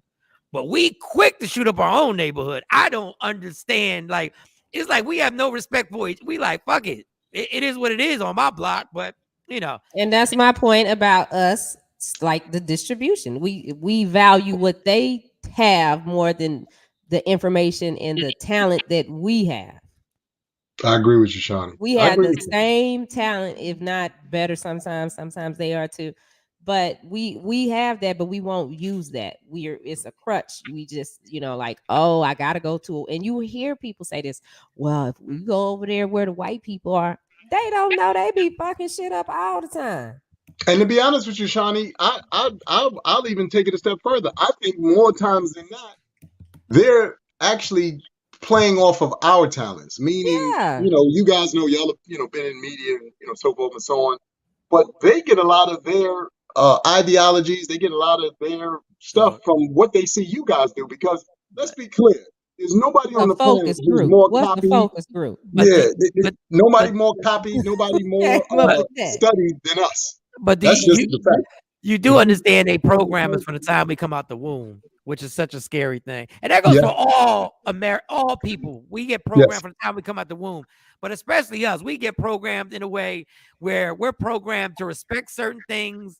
And then when it comes to respecting ourselves, there's no program that says respect ourselves, because even our music doesn't say respect ourselves. Yes, yes. Everything that leads into music. Play the Dame Dash. Play the Dame Dash. I said, here we go with the music. Mike blaming everything on music. Oh, Dame Dash did too. Play Dame Dash. I hate hearing about the street. To this day, I don't really listen to hip hop in the car. I listen to rock and roll and other things, live instrumentation. I don't want to hear about the things I've been trying to escape. It traumatizes me because it makes me visualize things that are not positive. And that's when you start to actually feel not positive. And that's when things start to realize themselves not positive. The visual is a very important power that we don't understand. I hate hearing about the street. He is telling the truth. Jay Black, Dame Dash is wrong too, huh? The guy who co-founded Rockefeller Records, he's wrong too, right? So you don't on that information. No, I hear what he's saying, but I think as an individual, you have to be able to separate the two. It's not. I mean, you can do. I can hear certain music and also hear positive, whatever affirmations that I'm doing, meditating, whatever things people do. How old are you, Jay Black? I'm in my 40s. Okay. Jay Black, hold up. Let me find out you're out here acting like a girl and you like, I can't tell my age. Sir, come on. I'm 40s. Go for it. What's the question? He's in his 40s. I'm 51. The reason why I'm asking you that is because being in your 40s, Jay Black, you had the opportunity through 4 decades. I want you to think about this. Through 4 decades to hear music differently than what these kids hear now. So through your 4 decades, you had, I'm assuming, the 2000s, you had 2010s, you had the 90s, and you had the 80s, or somewhere in there, whatever. I'm 5 decades. So I had 70s, 80s, 90s, and all the way up to where we are now. The reason why I bring that up is because there is a distinguishing difference between the music from back in the days to where the music is now. And the reality of it all is, just like Mike was alluding to a moment ago, the programming is not only in music, it's programming in television, it's programming in these apps, and all these different things that have us as a community, not as individuals, acting the way that we're acting. I said this earlier on a morning show. The funny thing about us as a community is we don't realize that lineage and certain things we take for granted. Meaning, you, for instance, Jay Black, one of your other talents might be you draw, but you don't know that you got maybe a great uncle who used to draw. Maybe you do, maybe you don't. But if you haven't had a conversation with the elders in your family, if they're still around, you can't make that connection or that distinction. I can say this. Go ahead, Mike. I just want to say, Jay doesn't think music influences anything. I just want to remind you. But Amir just said there was a moment when Queen Latifah made a song called "Who You Calling a Bitch." Who you calling them? You and I. And now the same female rappers are calling themselves bitch. Mm-hmm. Okay. Because society got. Let me finish, Amir. Society has been influenced by the most influential music on earth. Is rap music. It's the most influential music on earth because it just talks to you. It doesn't sing to you. It literally talks to you and can make anything hot. It can make, Biggie said, talk slick, I beat you right. Talking about a chick. It's me and my bitch. Said, talk slick, I'll beat you right. If you don't think. But you grew up on NWA too, though. Like everyone, you say the music is different. We had our. No, and it influenced our generation. It influenced our generation. And how do you think the gangs got from the West Coast to the East Coast? That's one. Then the other part of that, Jay Black, is you got to realize this. We also had a better balance. There's no balance now. You have to go and dig supposedly on these apps to find the positive rap songs. Unlike when I was young, I could listen to Coogee rap, but they also were playing Public Enemy. They also was playing Jungle Brothers and so forth and so on. They don't have that now. You guys have this J. Cole. They got J. Cole. Okay, you got J. Cole. How many times J. Cole spin on the radio? Okay, versus some of these other guys. Let me ask you something. Chris Rock had a whole routine on your job as a father is to keep your daughter off the pole. Cardi B made it cool to be on the pole. Now they got TV shows, P Valley. Nothing about, just about strippers. They got pole dancing classes. They got pole dancing classes. Pole dancing is about to be a part of the Olympics. So now literally, damn it. That's what hip hop's influence is. If you look at gymnastics, you see all these, beautiful new gymnastic floor exercises where they're utilizing, our music, whereas before they used to utilize, classical music. Why do more rappers? Why is hip hop the only genre of music where the artist gets killed? Like in other genres, they OD. In hip hop, they die. They get killed. You know why? Because if you believe in manifestation, that you manifest what you want, you put it in the universe, right? You put it in the universe. What I need to do, what I'm going to do, and then you do the action. If you keep putting in the universe that you're down to die or you're down to kill somebody, guess what winds up happening? Because that's what Jam Master Jay did. He was in the streets. He wasn't manifesting in the music. Oh, he was in the streets. He wasn't the rapper. It was the DJ. What did Biggie manifest it? Did Tupac manifest it? Were these guys talking about killing people? I'm not even gonna name all the other ones. Was Nipsey talking about killing people? What? I don't know. I'm just saying. Again, you look at and like you said, you might take into consideration. It seems to be a small percentage, but somebody hit me to this, and like I said, I wasn't aware of it because I'm not. I don't hate this generation's hip hop. I'm just not as in tune to it as I would be. But somebody pointed this out to me. They said another reason why a lot of these rappers, and especially these younger rappers, are supposedly dying, is because they really are in gangs. They're not like our rappers used to talk about trying to be gangsters and street guys and all this stuff. But these new kids are really gang members turning artists. And to my understanding, some of the things that they're talking about is part of that culture and shouldn't be talked about on air.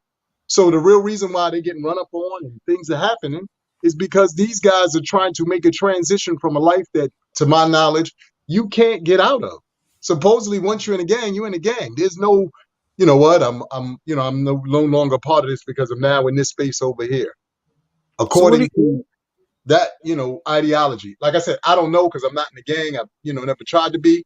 But if you utilize that as a part of, a way to look at it, then it starts to kind of make sense. Because I don't remember seeing this many artists of our day get killed or die or whatever. We heard of random accidents and stuff like that, but we didn't hear dudes getting run up on in an ice cream parlor. You got shot up. Like that didn't happen. No, and I don't blame this generation. Hip hop has been irresponsible from day one. We've been irresponsible forever. So we literally, like I said it before, Jay wasn't on here. So I was part of we have, you know what it is? We have no accountability for anything. We think we can say whatever we want and just let it go. And we can, because nobody takes any responsibility for anything. Nobody understands the culture that we're creating. It's only become, we started it. My generation started it. It only became more violent and more disrespectful towards women. That's all it did. Yeah. It just got more. So what do you say to the people that say to separate that? To each his own. You're individual. You can't separate it when you're 18. Because I couldn't. That's a big difference, Jay. Like you said, you in your 40s. The first blunt I smoked was because of hip hop. You're in your 40s, Jay, so it makes sense for you, like you said, to be able to say, I can listen to J. Cole or, something else. But these kids, like, I'm still here in New York City. So I ride the trains and, and I walk around the streets. And the one thing that I'm always amazed at is, and, Mike could attest to this because he's from New York like I am. We from the era of the boombox and all that stuff. And you had that one dude in your neighborhood, he always had the boombox and he come outside. But LL Cool J wasn't trying to make us do anything crazy. We were just, I can't live without my radio. That was the extent of that. You were like, okay. But now some of these songs, to Mike's point, and to the point that's being made, they say some things that you really just wonder, like, how do you feel comfortable saying that in any environment, much less the public? But this is what rappers take a stand on. And I love hip hop. Without hip hop, I wouldn't be doing comedy. Without hip hop, I wouldn't have been on radio. This is what rappers will take a stand on. You know what? They won't take a stand on hitting women. They won't take a stand on violence, but they will take a stand on snitches. Oh, they will stand up. Oh, they will argue up and down about how bad snitches are. They won't be outraged about rappers not taking care of the kids. Nobody's gonna diss nobody for that. Nobody's gonna diss nobody for cheating on their wife. Nobody's gonna diss nobody. But when you bring up snitches, Tekashi. Oh, them sons of bitches will stand up like they do a I Have a Dream speech. Oh, they will go all the way in. Stitches get stitches. Nobody even brought up the fact that the people that Tekashi 6ix9ine snitched on have killed innocent people. Nobody cares about that. What they care about is that he snitched on them. They'll take a stand on that shit. That's how backwards our culture is. Or that he robbed it. Since you brought up Tekashi, there's pre-sales on the books. It's called The Shit Dreams Are Made Of, and Sky wrote this book about him robbing her at 50 Cent's This Is 50 studio.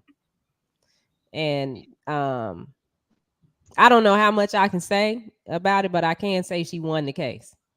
Oh wow!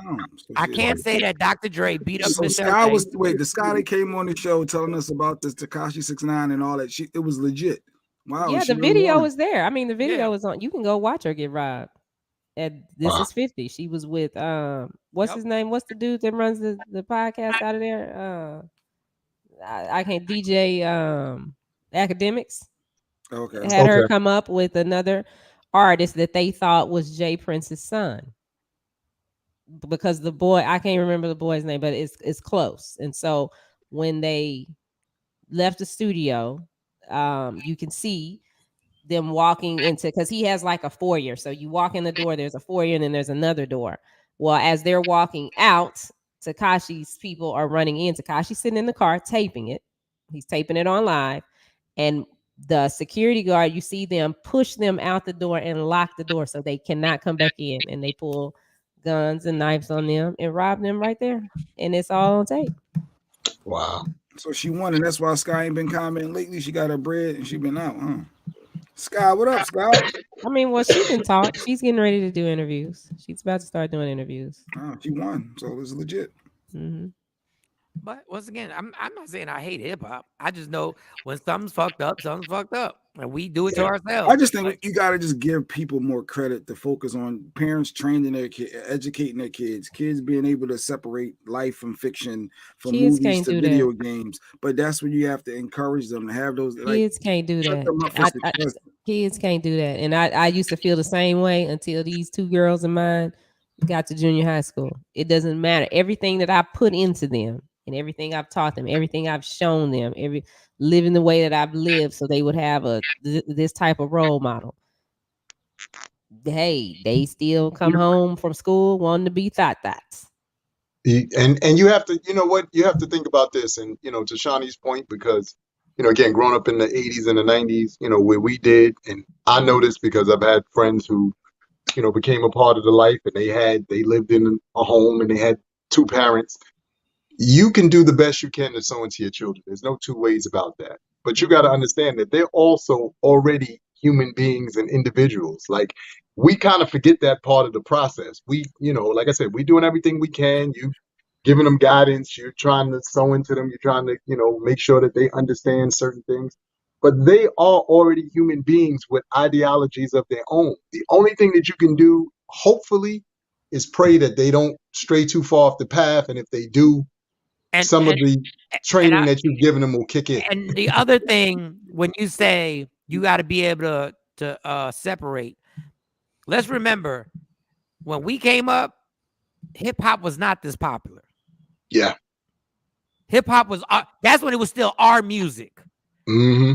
Now everything has they hip hop. see from the time they're 5 years old, you can't listen to a song. They know the curse words even when it's edited. Mm-hmm. They know. And then the marketing companies use it to promote everything. They think it's cute. So and we didn't have that. Like I've literally been in my girls' ears about lyrics and let them. And the only reason I guess I kind of had leverage on it because they can't say Dad don't know what he's talking about because Dad's playing the songs. Like they know I'm on the station playing the songs. Mm-hmm. So I'm telling you, like I can literally say, yeah, I know. How about this? I know Jay-Z's daughters ain't never going to be part of anything that he's talking about on that song. Like, understand, Jay-Z is not allowing any of these rappers, ain't allowing their kids to be a part, especially their daughters, to be a part of what they're talking about on a song. Let's be clear. So I had to keep reaffirming that and keep going. And then, it's just by luck, I just had to let them hear other music all the time. If they stray too much off the path, then you have to go Will Smith on there. See, everything goes back to that slap. You stupid action. Full circle. What up, Jay Marie? Full circle. Hey, Jay Marie. And there's a lot of situations where, some kids don't think it's a big deal. Listen, I don't think you should scare your kids out of being pregnant because I think it's dumb if you think you can fear somebody enough to scare them to death because you got to let them know what the consequences are. Like, these were the consequences. You won't be living here. That should be enough to scare them. You gonna have to find your own place. You and that Negro gonna need to get together. You and that ain't chick. the right thing to say. That ain't it. No, getting pregnant is not the worst thing. It's not. It's not. Like, it's not. That's no. If that Carly is not kept the on worst. pregnant right now, you'll lose your damn mind. I would be very hurt, but that is not the worst thing in the world. That is not the worst thing that could happen. Now, unfortunately, fortunately for us, look, I don't even want to put this in the atmosphere. I know, right? One of these, sad, man. If one of my girls came home, I'd be like, all right, well, girl, your life has changed forever now, right? Yeah. You know that. And your decision has now changed everybody in this house's life forever. I got you. But you ain't a kid no more. Mm-hmm. There's a lot of things you ain't going to be a part of. And I've told them, we've had these conversations. It ain't nothing worse than hearing about a freshman in high school who's already pregnant. And my twins come back like, yeah, she's pregnant and she's having a kid and they throwing a baby shower for her. And even my daughter's like, should they really be throwing a baby shower? I said, yeah. It's here now. Baby coming. Your baby coming now. The decision is over. You made a grown-up decision, and now your life has changed. This whole I'm gonna come home and parents gonna do this. Listen, I'm gonna help you with the kid, but I'm not changing diapers for you. I'm gonna show you how to do it. Because I'm nice with the diapers. But if your kid is mature enough to handle it, whereas all that responsibility is gonna really fall on your lap. No kid is mature enough to handle having another kid. Shit, I was in my 30s. I wasn't mature enough. When I had kids, I wasn't mature enough. Yeah. Like, what do you mean? I was in No, trouble. they're not. But I don't you think. know, I hey. think that's another one of those, misconceptions too. I don't know if you're ever ready for any of the stuff that you encounter. You To you deal take with it another on, human being, because this yeah, is another human being. that you're responsible for, That's They right. got that's a their lot of own pressure. mind. Yeah, a lot of You pressure, a lot of know, responsibility. So I don't know if we're ever really ready for a lot of these things. I think as they manifest themselves, then you go through the process of sometimes even learning on the job. And that's why I said, to Shawnee's point about her, her daughters, they're just teenagers. But I always look at everything like when I was a teenager, because I know when I was a teenager, I wasn't the worst, but I know that I gave my mother some feedback. I did some things that when I look back on now, thankfully she's still alive, so I can go, hey, Ma, I apologize. I'm sorry about that. I was But bugging.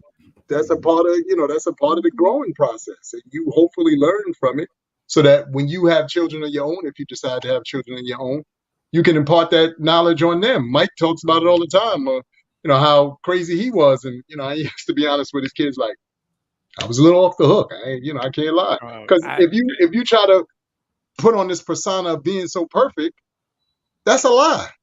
Why lie to your kids? You used to tell the Yeah. kids that you was smutting around. Yeah, hey, why not? I told them, listen, how do you know this about guys, Dad? How do you know this when I warned them? Because I did it. Yeah. Why'd you do it? Because I was selfish and I thought about myself and I wasn't really caring about what the But female they're guy gonna was throw it dating in with. your face where you did it. That you did this or that. Well, I they're could gonna only throw that right in your face. I can't tell you not to do something if I've never done it before. I can't give you any guidance. And then you're like, well, were you a part of that? So how do you know? I know because I was the person who manipulated women into doing exactly what I wanted them to do, how I wanted them to do it. And I would manipulate their friends and get down with their friends too. So I'm just giving you heads up. I can only give you the blueprint. I can only give you the So when you blueprint. get mad at them, well, you did the same thing. Yes. I already disarmed you. I told you. I know. And I also told you it was wrong. And I also told you I was wrong. And I also told you the twists and turns that it took me down and the reason why I had unhealthy relationships probably the majority of my life. I don't know. I don't know what else to tell you, girl. Like I kept telling you, like I keep telling them, you don't like when I raise my voice. So don't deal with a dude that raises his voice. Don't deal with him. Yeah. If you feel that it's disrespectful, you're right. It is disrespectful. And it's a bad habit that I learned from coming up in a household where yelling at each other was the only way communication ever happened. Yeah, my question to the girls is always, do you want to be like me or do you want to be better than me? Yeah. Yeah, if you want to be better than me, don't do what I did. do something But do different. kids look like they can be better than their parents, or do they idolize their parents to like that? That's the mecca. See, that is You the problem. idolize your parents. Yeah, they do. Yeah, I think you idolize your parents. But the one thing that I've learned now that I'm older is, your parents were learning on the fly too. Shoot, Yeah. like we've said, a lot of the things that your parents told you, you look at now and go, yeah, I guess that worked in the moment. But now that doesn't happen. I say it all the time. I haven't Look done this back joke like, on yeah. stage. The hardest thing about being a parent is from your heart, you're going to give them advice on something, right? And you're going to give them advice because you're really telling them this because you really believe in what you're saying. And 10 years from now, they're going to go, Dad didn't know what the fuck he was talking about. It's inevitable because times change. Yeah. So what my father told me about being gay? He said it out the kindness of his heart because that's what he believed At the time. at the time.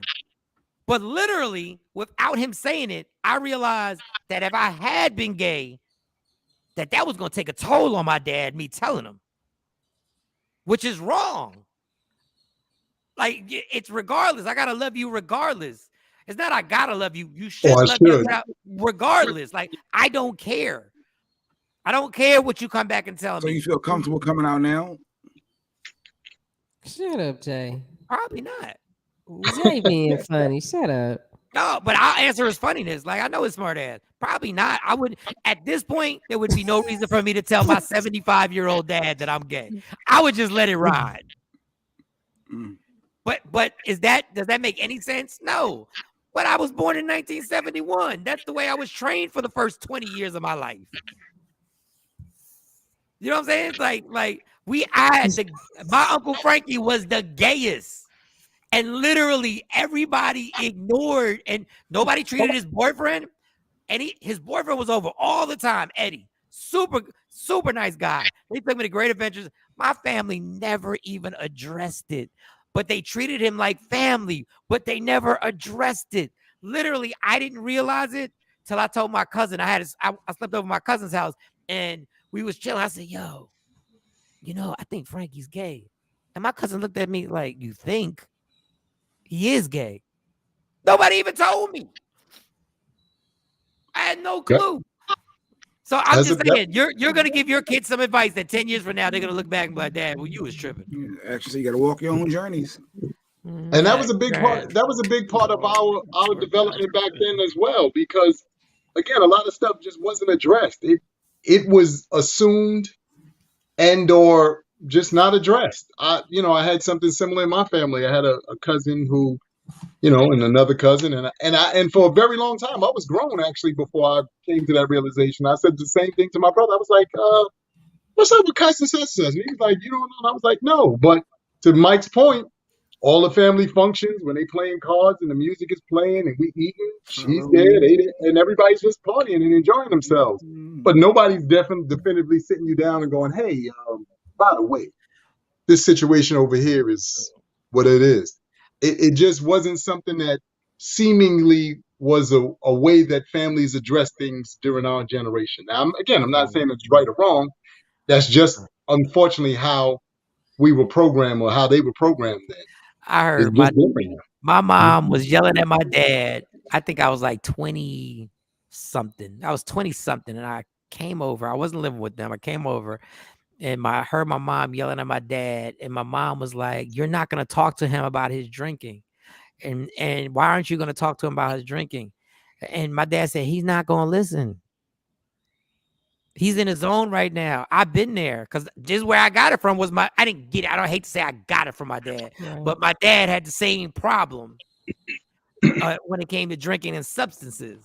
And my dad was just like, he gonna have to go through this hell because he not gonna listen just like I didn't listen. And that's some tough love. Maybe he should have sat me down, but he was just like, he threw his hands up. He already knew where I was going with this. He already knew I was in the streets. And he was like, I can talk to her. I'm blue in the face. It was like, he's about to go through some shit.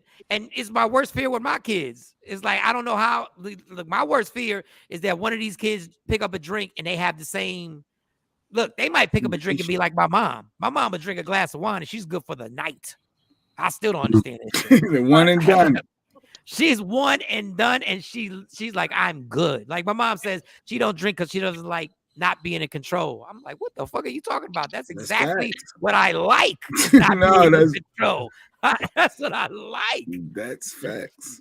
But I fear the same thing. I hope they get my mom's side and Stacy's side of this whole thing, because Stacy's another one. Stacy would drink, but Stacy was never the like it was all good. Like once again, she have another glass of wine. I never thought about it being hereditary, like like I never even like processed that part. I guess it could skip kids, skip generations, but I never even wow. Pray and you hope. Yeah. I hope and pray, and I hope my example of everything that I fucked up with, I hope my example is strong enough that they go like, yeah, I ain't trying to mess with that. But I pray. I pray it doesn't happen. But I grew up in a household that every Saturday night we went to my grandmother's house and the entire family got fucked up. It's other than my mom and my aunt, my aunt Diana. Everybody else was fucked up. Now that I think about it, they wasn't drunk. They was literally like cats was falling down steps leaving my grandmother's house. But again, this is what I'm saying about, your youth and a lot of, and, something that we were talking about earlier, Jay Black. This is what I mean about influences and things that subconsciously you're programmed by. You don't think that you are, but because you're seeing it, and even though you're a kid and you run around, you playing tag with your cousins and, like, y'all stop running in here. All of that is true, but you're seeing it and you don't realize that subconsciously it's becoming a part of your psyche. And that's why it's important that the music, the TV, the various things that we feed ourselves You have to be careful about that because it programs you subconsciously in a way that may not manifest itself till years later, a week later, or whatever the case may be, but it will manifest itself. So you got to be careful about that, you know? Everything we experienced growing up and coming up has affected us. Even if we didn't even know it, like if we really examine our actions and stuff, we do like, oh, I see where I got that shit from. I see where I picked that habit up from. Look, I felt like such an idiot. I don't know if I told you this. We was watching a movie and two guys started kissing, and I started fast forwarding because I was like, they were like, oh, all right. No. When I say that is a proper go ahead. No. And the girls were like, why are you fast forwarding? And I was like, I really don't. That's why. But they were like, what are you doing? Like, you didn't fast forward the guy kissing the girl. Like, why you fast forwarding to? I was like, oh, you got a fucking point. Jesus. Last night, that P Valley, Jay, don't watch P Valley. Okay. I gotta catch up on P Valley. I didn't realize it was back on. I done missed a couple seasons. Yeah, I guess Stacey was watching it, right? And well, me and Stacey around the same age. So I was in the bed and I was like, what the fuck are you watching about strippers? She's like, P Valley. I was like, this is ridiculous. Oh, strippers? Yeah, it's a whole stripper thing. Mercedes is the superstar stripper, and they got all the things that go on in strip clubs. Now listen, I spent a lot of time. Strippers? Yes, I spent a lot of times in strip. A lot of time in strip clubs. Like I spent afternoons. So why can't I watch it? Watch it. Watch it from the first season. Watch the first season. So you got to start from the first season. So there's a rapper. Don't tell him. Well, I just got to tell him this one scene because I got to tell him this one because this fucked me up last night. So there's a rapper, and the thing is, to get your song played while Mercedes is dancing is a big deal. It's almost like you're breaking a record. Okay. You know what I'm saying? It's almost like, okay.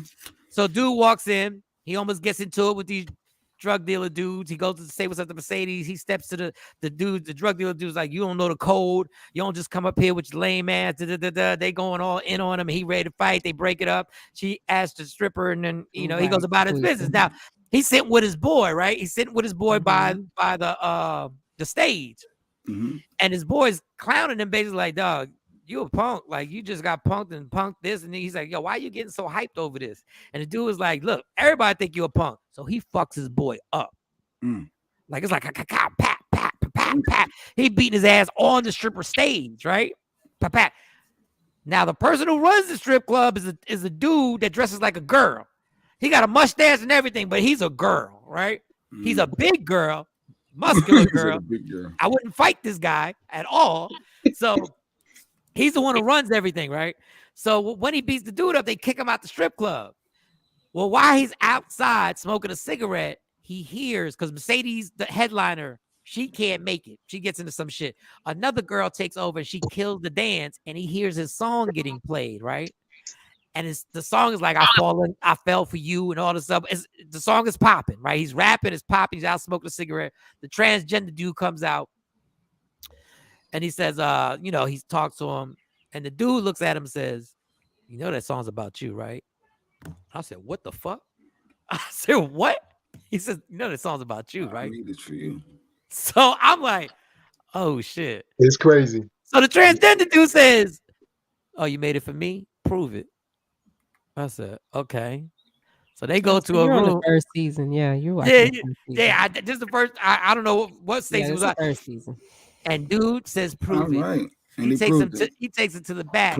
Point taken. They getting undressed. Dude has a thong on, and when he starts smashing them for the back, I said, "Stacey, we gotta fast forward." I can't handle this guy. I said, "Stacey."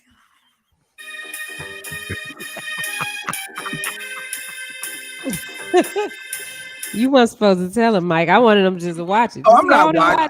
As soon as Mike said that, you want to see the strippers, so go watch the strippers. Go watch the strippers. Go watch what goes on at the strip club, Jay, because you got really excited when he said it's a bunch of strippers. It's actually Uncle Clifford. Yep, Uncle Clifford. Uncle Clifford. It's actually, to be honest, it's a good show. Like, it's actually a good show. Shawnee got to watch Paula make some more chicken. Man, If I do Paula that. can Yo, kick rocks. did y'all see that? No, Shawnee was hating on it earlier. We talked about it. Hating I just on brought her. it back. Ain't nobody got to hate on her. Hating on Shawnee her. was Hating hating on on her it heavy. chicken. Oh man. What in the white side of her family was going on there? What was that? Jay Black got under Shawnee's skin, and she said, "Take that bitch down." She didn't mean that. She really didn't mean it. She really was mad at this is they had a Chris Rock Will Smith moment. Will wasn't really mad at Chris Rock. Will was mad about other shit. I saw that this morning. I was like, what in the white girl gone wild is going on here? That was the worst chicken tutorial ever. Yeah, Jay Goodness talking about gracious. I'd eat that chicken if somebody like that was making my chicken. I'd eat it. Jay Marie, Shotty was hating Amir, on no, all the Amir- fat Ain't girls. nobody hating on. You I were ain't hating on her for I was like, what? for what? For That's what? what I said. You said because she Hating ain't on her really for black. what? Her mom white, so she Her white. mama white, You so start she going white. on a whole nother Yeah. path. I was like, what is going on? Hey, that And then we chicken. found out deeply Claudia rooted. Jordan's mom was white, so we want to bring her on here. Yeah, to let actually Shawnee interview have her. that debate. She's white. She But white. Amir, stop lying. If Paula Patton was making that chicken for you, and it was just you and her, you would have ate that goddamn chicken. Nah, B, You a that liar. chicken You a was liar. horrible. You a liar, motherfucker. Mike, You a liar, motherfucker. Amir, you a liar, motherfucker. Mike. You a Look, liar, You look, would have eaten that chicken, Amir. Nah, and I'm gonna tell you why. So it's a true story. My dad, God rest his soul. Take her down. Why are we looking at her, Jay? What is the point? I don't even want to hear Amir's story. I don't want to Take hear her his story. down. No, his story. I don't want to hear his story. No, I'm Because just if she telling was you. dressed, if she was cooking that chicken and all she had was a gotta thong find and a some bra other on, Yo, your that ass was would have ate. terrible. Y'all would have That ate was that chicken, and you would have asked for seconds. You'd have went back for Yo, seconds. You'd have that went was back for seconds. horrible, Mike. I saw that this morning. I was like, what in the white home ec is going on here? Like, how I've that was had horrible. fried chicken that I wasn't seasoned. want to I hear don't give a what damn. Amir got to say about No, her because Amir's fried chicken lying. skills. Amir's a wanna hear liar. what you say, Amir? Because Amir's So- lying because you're here and we're No. actually got these squares up. I Because swear we to was God, at Mike, the comedy club and I said every Well, guy would here- have been like, all you would have right. ate that chicken. I'm telling you, Mike, this true story. So, my dad, God rest his soul, when we was Your kids. dad wasn't with Paula Patton. No, look, my father was the best chef in our house. My father was the best chef in our house. And what he used to Take her always tell down. us is, he used to always say, learn how to cook. He said, because you might get you one of these women who all they know how to do is order or know how to ask you what flavor potato chips do you like. And that's a true story. So in our house, my dad, because he was, such a great chef, I hung out in the kitchen with him and always, watched him cook and, so forth and so on. So I'm a big proponent of cooking because I'm like, you got to know what you're doing. You can't just be in there all willy-nilly and possibly We're not put my talking health about the quality of the food, Amir. We're not talking. Come on, Mike. If your dad, and I'm not saying your dad was because your dad was married, so don't take this as I'm saying your dad would cheat or anything. But if Foxy Brown, who was the person who played Foxy Brown in the old school 70s? Pam Grier. Pam Grier cooked the chicken the same way Paula Patton cooked the chicken. Your dad would have ate the goddamn chicken. You would have ate the Pam chicken. Grier, black. She know how to make chicken. Oh. No, Jay Marie just said her mom's white. Let's be clear. Every black woman don't know how to cook. I don't care how black they are, because I've been around them. I've been in the kitchen. I'm like, okay, I'm gonna eat this, but and you ask me how it is, I'm gonna say it's cool. That's all I'm gonna say. It's cool. That is wild. I mean, listen, man. Amir would eat the chicken and eat it and enjoy it. Let me find out Beyonce don't season the chicken. Guess whose chicken I'm eating? Beyonce's chicken. I'm eating Beyonce's. Rihanna found out Rihanna don't season shit. Rihanna don't even celebrate seasons of the year. She don't do nothing with seasons. I'm eating the chicken, yo. Oh, that is hilarious. Oh, that's just as bad as some of these other tutorials. I'm sure y'all have seen some of these other tutorials that these young ladies do. That you'd be like, why would you even do that with food? Like, what is wrong with y'all? They be terrible too. I'd be like, what? This Julia Childs is rolling over in her grave. Like, what are you doing? Let me tell you something. I'm not worried about the seasoned chicken. I'm worried about your kitchen being clean. Some of y'all heifers out here be having dirty ass kitchens and be seasoned and everything. Your whole fucking apartment is seasoned, bitch. Everything is seasoned. The floors are seasoned with dirt. Everything is seasoned up in here. Give me a clean chick who can cook. No, you're right. Instead of a You're right about that, a Mike. master chef who don't keep that house nice. And that goes for anybody. Guys too. Y'all be having some trifling ass. Ain't nothing worse than going on one of your boys. Man, don't go to one of your boys' apartments because it just smell like feet. It's just nasty. It's just nasty. I got to step out, guys. As Appreciate always, you for I popping appreciate in. y'all. All right.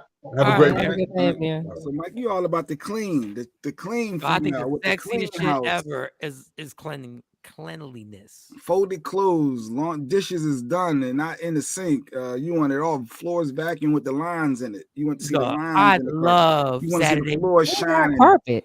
with the Ooh, and wax. yeah, we got carpet. I prefer carpet. We got carpet upstairs. I hate that damn carpet, Shawn. I can't prefer wait to get rid of that damn carpet. Real talk. My kitchen is clean, but I can't cook. See, there you go, Erica.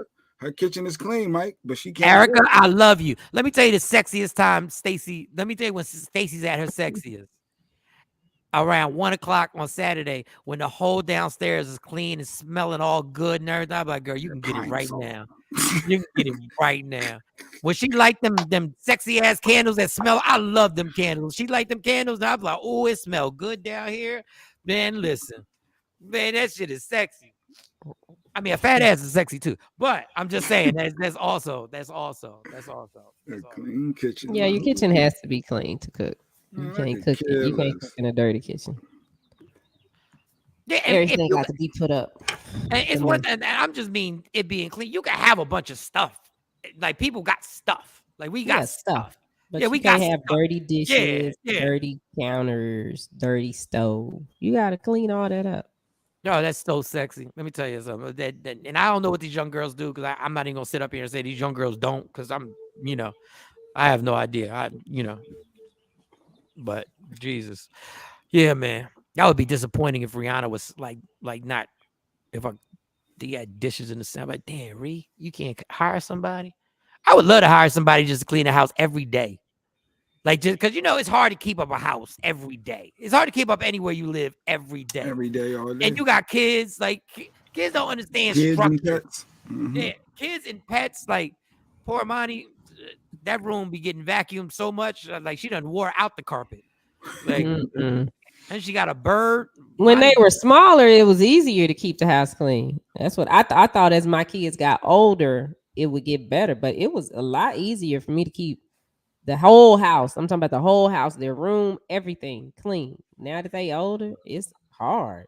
No, it's hard because they'll lay a jacket down and think that's the closet. That's not the closet.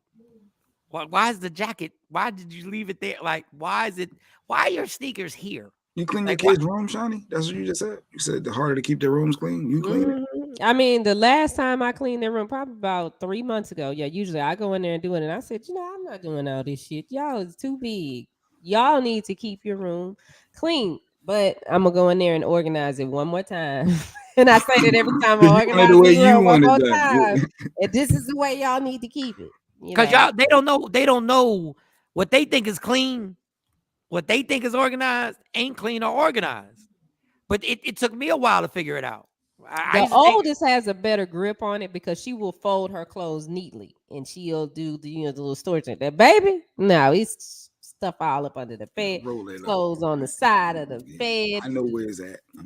Yeah, and then she digging for stuff. I'm like, how do you live like this? Yo, when they were little, this used to irritate me. Like 4, maybe 3, 4, 5. 5 is when we couldn't do.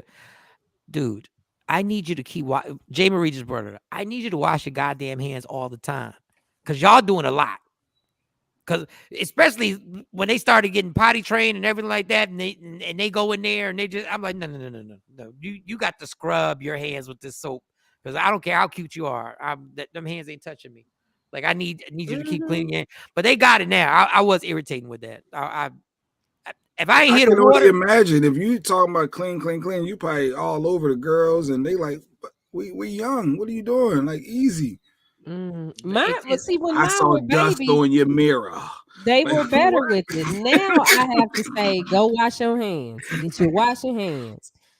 Put that up. When they were little, it was so easy. But once they got to like 10 and 11, that's about where the change started. And I have to be on them. Y'all go wash your hands before you eat. Don't come pick nothing up in my kitchen and you ain't washed your hands. Don't touch my refrigerator. You ain't washed your hands. Yeah. You ain't washing your hands. What you doing? I mean, my kids still get away with it. My kids do not eat leftovers. That was my bad. Like, they are not the leftover people. Like, I love leftovers. Like, I love warming up pizza the next day. They let that sit in there. They be like, Dad, that been in there for. They were like, that been, that been in there. They be like, that pizza been in there for 2 days. You gonna eat that? I said, yeah, my girl, my taste buds belong to the streets. Your taste buds belong to this bougie ass development we live in. I belong, girl. Let me tell you, when I go to a gate, man, listen. There's a piece of chicken in there. They like, been in there for a few days, girl. Putting this chicken right in this microwave and fucking this chicken. Ashley got twins, so she cleaned. They 12 years old. Ashley, they should be cleaning their own room. I'll go clean it while they're at school. Yeah, because they don't be doing it right. They don't know how to do it. They don't do it right. So you have to do it and show them, and then they because I'd be like, can y'all just maintain it? Just maintain it. Every month, I'd be like, show me again. Yo, I forgot. When I was a teenager, my room was a wreck. Yeah, my room was a wreck. That's our responsibility, especially as boys. Yeah, we're not supposed to. My room was a wreck. But my dad was ignorant. My dad would literally go to my room, and my dad would pile everything in front of the door in my bedroom. Everything. He would grab everything and just pile it in front of my door and dare me to step over it. Like, if you step over it, you're getting fucked up. So I would literally, when I came on, I'd be like, all right, now I got to take care of this whole nonsense. I said, when did you have time in the middle of your day, Mr. Sales Rep, that's got all this sale? When did you have time to literally go in my room and scoop everything up? I'm like, God damn. I flip their beds over. I put their beds. Oh, you try to find my hot spots? Yeah, I take the bed and put it up on the wall. And like, don't put it down till you get all that stuff up. I used to dump everything. I had a dresser that was like angled in a corner. So I would dump everything behind the dresser. So the dresser was literally like, it came up to like it came up to almost my head. Like, that's how high the dresser was. So I would hide shit. I would just dump everything. When I cleaned the room, I would just dump everything behind there. And that motherfucker found that. I don't know how he figured it out. Yeah, and the baby did it with her closet. She'll stick it in the corner in her closet, and I come pull all that stuff out and be like, okay, well, you ain't gonna go to sleep till this get put up. Real story. My mom used to get on me for mine with the trash, so I just put all my trash and put it in the closet. I didn't know it was gonna have a smell to it. It's so nasty. I just put all you ain't took your trash out. It's gone. Look, it's out of here. It's in the closet. Why they rooms thinking? Yeah. That's disgusting. I know she was mad. Yeah, she was mad. Ooh, I know you're trying to get roaches. You're trying to get you trying to bring everything into the house. You ain't see it no more. You can't come. Why couldn't you just take it to the trash I know. can? Though? What was the problem? That'd be my thing. And like, our trash chute is right outside my door. That's the other thing. I'd be like, the trash chute right there. Y'all ain't even got to walk nowhere. Just open the door and stick it down the trash chute. Yeah, that whole he said them twins think they're in a college dorm room together, and they want to have. And they have the nerve to have friends sleep come over. Yeah, sleep over. You want to bring somebody over? I'd be like, nah, can't nobody come over here and spend the night. Not like that. I'm about to go in. J. Marie said, I'm about to go in there now, fussing about this damn room. Like, a room is irritating. I stopped going to my twins' room. The twins be like, Dad, don't go in there right now.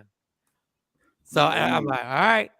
And then they'll get it together. It'll take a day or two. They get it together. I'll look in there. I'll just leave it alone. I ain't got time to stress over that. Shawnee, yep. That's happening today or tomorrow. Flipping beds. Yeah, that flipping bed shit. I was never a bed flipper. But everybody says you got to flip your bed. Yeah, you put it up. I picked that bed up and put it right up on the wall. The mattress. The whole bed. The whole thing. Frame and all. Frame and all. I put it up against the wall. Wow. And then what do you do? They got to get all the stuff that they don't from under the bed. Oh, yeah. Yeah, because I don't have stuff up under my bed. Like, I don't store stuff there or anything. And I'm but it's for storage. You can store shoes under there. You can. No, they have. I've bought things for them to put their shoes in. There is something for everything in my house. They have shelves. They have hanging space. They have everything. You wanted them. Yeah. You want them to have their room the way you want your room, not the way they want their room. They don't pay for nothing. When they get their house, they can do what they want to do. I don't even want to look under the twins' bed. It might be a body under that bitch. I have no Yeah, idea. they I don't have think no about idea. it. I was like, I'm minding my business. Stacey, you go handle that. Oh no, I can't say it. Yeah, and them water bottles. I saw this video What you on can't TikTok. say? This white family. The things you can find in your daughter's rooms. Yeah, look. I'd be Young like, Sedana what boy. is this? And how did this get here? And I don't know. You know I what didn't Stacey does? I hate when Stacey does this. And she's not listening. She working. I hate when she brings something upstairs to the bedroom, right? And it might be like something with barbecue sauce, right? We might have some ribs or something, right? And she got a napkin, so she likes to prep all her food. Stacey spends more time putting her food on the plate and making it look the way she wants it to look than she does actually eating the shit. Like I don't even get it. It's all about The her presentation. I'm like, yeah. by the time she gets done, I've eaten twice. I swear, this is not a lie. By the time she gets done, I've eaten twice. Get the garnishes. So let's say it's barbecue sauce or whatever. So she'll have a glass and she'll put it, she'll eat. And then next to the bed, she'll put the napkin on the sticky ass plate that she's done with. So now when I get the plate, like, cause I'll take it down for her, right? But now the napkin, you take it off and now it sticks to the plate. Now when I wash this fucking dish, I'm like, why would you put a napkin on? Why do you do that? Like, it's just so irritating. It just makes washing dishes harder because now you really got to scrub these bitches. And you gotta get it, yeah. Even if you put it in a dishwasher, you still got to scrub that shit off before you put it in the dishwasher. You had pancakes, so why are we putting? Yes, pancakes is another one. Pancakes with syrup. Why? I get it. Now it's stuck. Now it's gonna be harder to get off. You may self-inflicted. Like, you just wash it. What are you? Oh Lord, I hate that. Just wash it. No, napkin, the tissue will stick to the fork, and it's gonna stick to the plate. It sticks to it, and you just wash it in hot water. But why you put it using there? hot water or you using cold water? I'm washing dishes. You doing Paula Patton, or you really washing dishes? If I'm washing dishes, you're gonna follow my protocol. So now she's like, all right, I ain't gonna put it up because I'm doing it. Like, but somebody say Paula. I'm sorry. Paula. Yeah, y'all washing dishes in cold water. Yeah, sexy. Or you even using soap to wash your dishes? I use too much soap. I was told I use too much soap, and I was told I use because I like to dry them. Yeah, and I put it hot, and then it burns my hand. I put the damn water hot, and it burns my fucking hand. Then I gotta adjust it and put it in the middle. And then I gotta put a little cold in it. I'm obsessive with shit. Like that's why I hate doing stuff. You put a little bleach in your water? No, I don't put bleach in the water because I'm scared that I'm gonna fuck it up. Like I'm gonna put too much bleach. A little bit. You just drop a little bit in there. No, but see, you're skilled. My little bit, it always winds up. I always fuck it up. Yeah, I always fuck it. That's why I don't even use the dishwasher.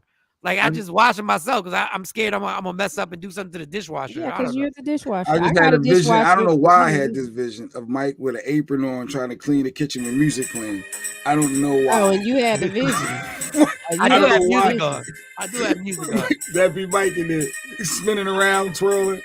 I don't know. But I got a wife beater on. Well, what's going on with you, Jay? Why you thinking about Mike? I don't know because he said it keeps. No, and I'm thinking about Mike. Oh, you having thoughts like that about Mike? All right, look at the time. Gotta go, please. Yeah, Jay. We learned something new about Jay. You ain't learned a damn thing new. But you just violated. You don't wash dishes, Jay? You don't wash dishes in your house? Jay don't wash no dishes. Every once in a while, I try to support and make sure I clean up behind myself. Jay, the black Archie Bunker.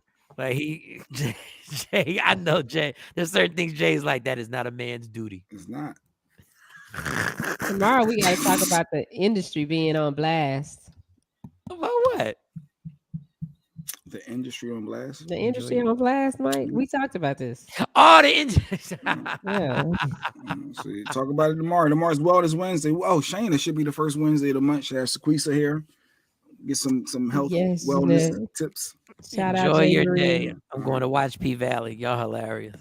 All right. It's a good show. You should watch P Valley, Jay. Okay. I will not. Just because you said I already knew I don't want to. But thank you. But they got strippers on there, a whole bunch of them. They do got strippers. Okay. You know what I like about P Valley? They make all the strippers bad as hell. Like they really made it real. Like some strippers are dope and some strippers are just like average. The ones that you don't make it rain on them. You just throw loose change. But Did some of them look like this? Did some Jesus. look like Alf? Shut up,